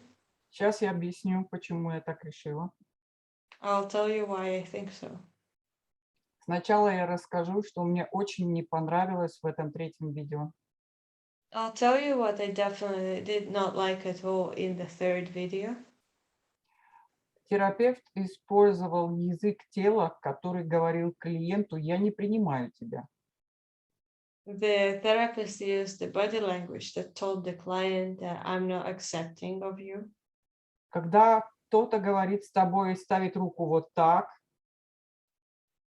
When you're talking and someone is showing you like this, он отталкивает тебя. they're pretty much pushing you away. Я буду говорить по возможности коротко. And I'm trying to be short here. По судьбе этой женщины проехалось 4 терапевта. There were 4 therapists that run over the fate of this client. Которые хотели славы и признания. We just wanted to be known and get the celebrity status. Возможно, они его получили. So maybe they did get it. Но что получила клиентка? But what did the client get herself? В 1965 году, когда этот фильм вышел, In the 1965, when the film was made, общество не было еще столь толерантным. the community wasn't that as tolerant as right now. И вся эта история, а поскольку фильм показывали даже в кинотеатрах, And this whole story, and mind you that the film was also shown in cinemas, получила большую огласку. so everyone knew about it. И только ленивый во всех газетах и журналах было написано очень много комментариев по поводу этой женщины. And in all magazines and newspapers, there were lots of comments about this lady. Я бы очень не хотела оказаться в ее шкуре. And I really wouldn't want to be on her place. И если учесть, что она умерла в 46 лет от лейкемии, And if we also pay attention to the fact that she died when she was 46 from leukemia, я задаюсь вопросом, I'm asking myself, в чем смысл таких терапий? what's the point of those types of therapies? Okay. David. Okay, so let's see what we can learn from those 3 sessions. Давайте же рассмотрим, чему мы можем научиться в этих 3 терапиях.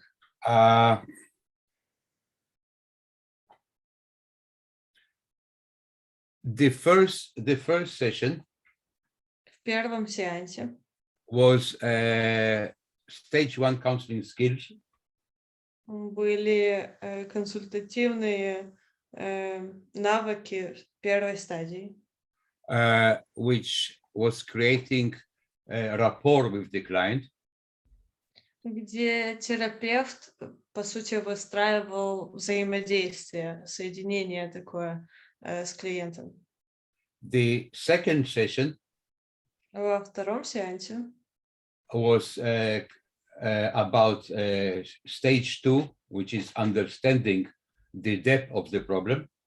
мы наблюдали вторую стадию консультирования, где это все было про то, чтобы понять глубину этой проблемы.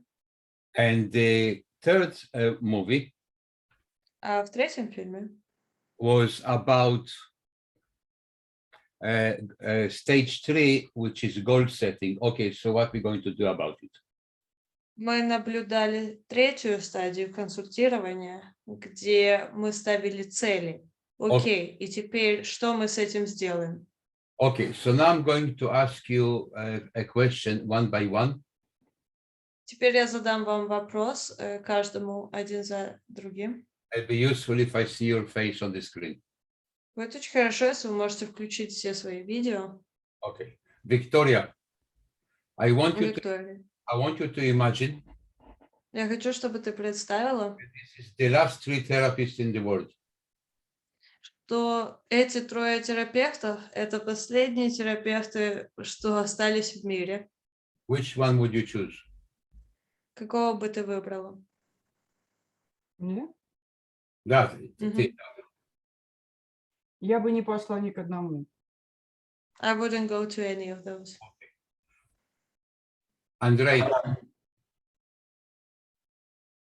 Andrei.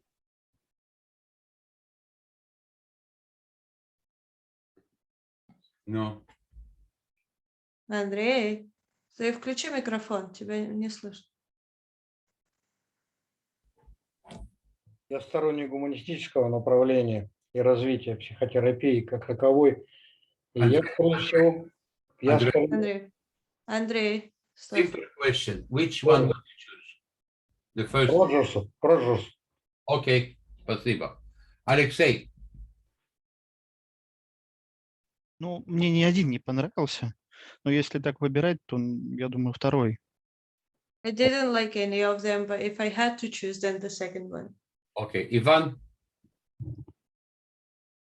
Роджерс, наверное. Окей. Светлана.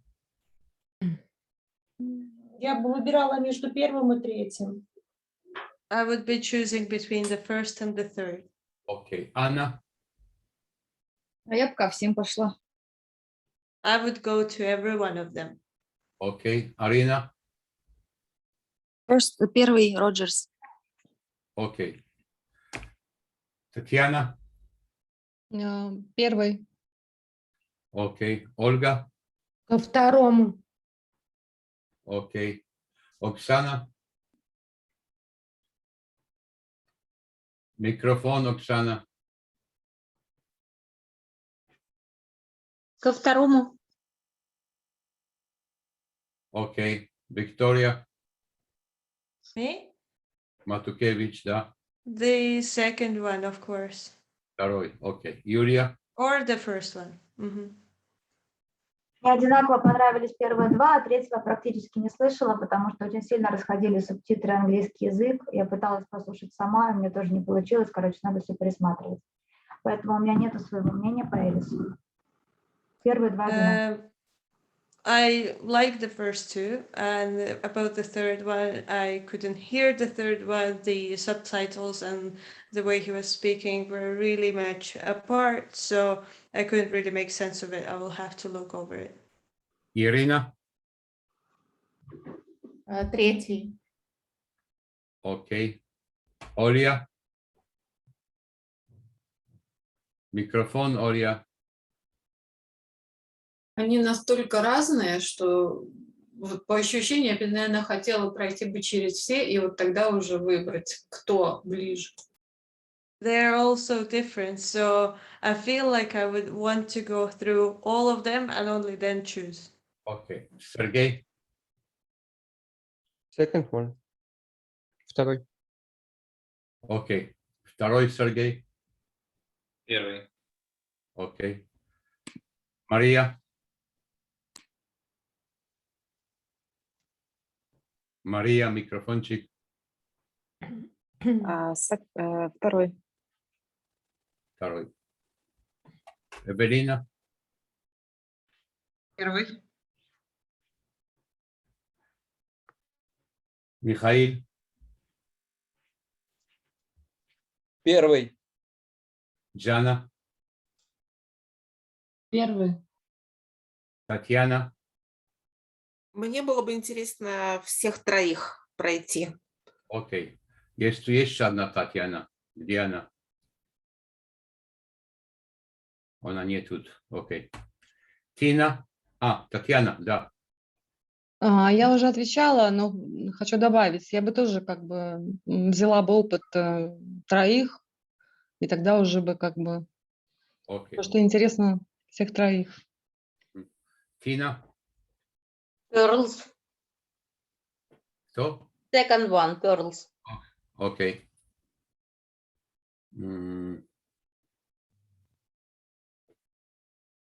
Кто еще не спросил? Наталья? Не слышу тебя. Микрофон. Я выбрала второго, потому что третьего совсем не слышала. Окей. Окей. Okay, so what I'm going to do now, I'm going to show you the last 6 minutes. Я сейчас вам покажу последние 6 минут этого фильма. Because Gloria has been asked the same question, which one of them? Потому что Глории задали тот же самый вопрос, мол, кому ты пойдешь? Прошла бы еще раз.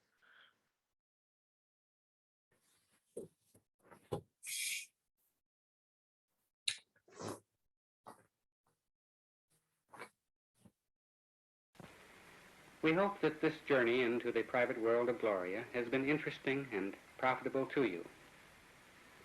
Now that you've finished viewing the films, you might like to see and to hear Gloria's own reaction to her experience.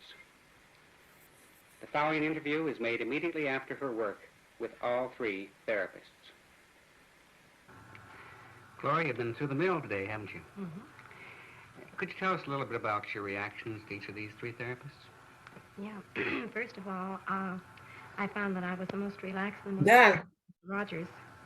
Ну, у меня урок, что ты хочешь? And I felt free, and I was afraid of Dr. Pearls, and I wasn't near as comfortable with him. And Dr. Ellis, I couldn't keep up with. I had to think more with him, and I didn't feel as sharp with him. It took me a while to sink in what he was saying. Did you see Gloria different somehow Yes. with each of these guys? Yes, very much. I was surprised to see I felt my more lovable, soft, caring self with Dr. Rogers. And I even felt more free openly, even about sex. And I was surprised with that.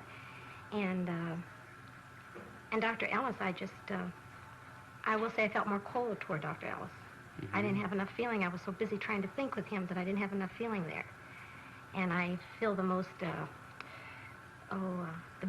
biggest amount of emotions came up with me and Dr. Pearls. Uh-huh. Well, let's think about each of them again and think maybe in terms of what you learned in each situation. How do you see that? Gee, it's hard to think what I learned. Well, let's look at it another way. You have some negative feeling for your experience with both Pearls and Ellis. Oh. And yet, at the same time, I got the feeling from watching you that they were dealing with parts of you that perhaps you weren't Yes. having to deal with Yes. with Dr. Rogers. Well, then, yes, that is true. I found that if I would, for example, just see a man like Dr. Rogers only, it would be harder for my anger and my Spitfire self to come out. Mm-hmm. So I don't think it would be as full balance therapy, for me anyway. Mm-hmm. I tend to lean on him too much, maybe. And Dr. Pearls, I can see that I'd want to get in there and fight. Mm-hmm. So he, especially with Dr. Pearls and Dr. Rogers, they're almost a perfect combination for me. Because I can be so much more of my one side with Dr. Pearls and the opposite with Dr. Rogers. Mm-hmm. And I felt unfinished, especially with Dr. Pearls. I wanted more. I wanted to go on more. And I felt real let down. Would you say that you felt your feeling self with Dr. Rogers, your fighting self with Dr. Pearls? And my thinking self And with Dr. Yes, exactly. That's perfect, because that is what it was. My thinking self with Dr. Ellis. Mm-hmm.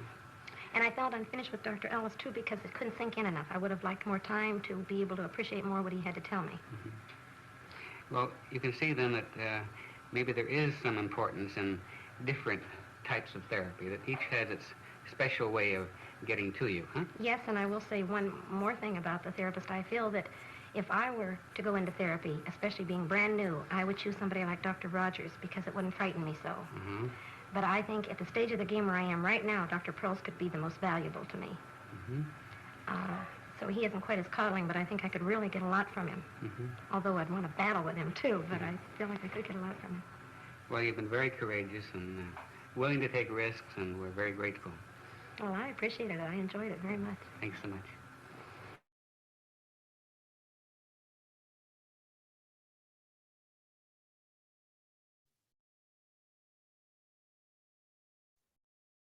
So, this is the summary. Все. Say it again, Victoria. This is the summary. Это вывод из этого всего. Okay. Now, so what happens tomorrow and after tomorrow? Что будет происходить завтра и послезавтра? In the chat, I put it also on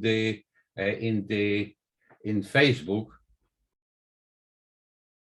I put it also in Facebook, but in the chat you have description who is your teacher tomorrow and after tomorrow. Здесь в чате, но я также это поставлю и на Facebook у себя. Вы увидите, кто будет вашим учителем завтра и послезавтра. And I tell you what has caused it. И я вам объясню, что было причиной для этого. Last time when we were talking about the inner child, В прошлый раз, когда мы разговаривали о внутреннем ребенке, Anna has asked some very important questions. Аня задала несколько очень важных вопросов. About children dying and children getting injured.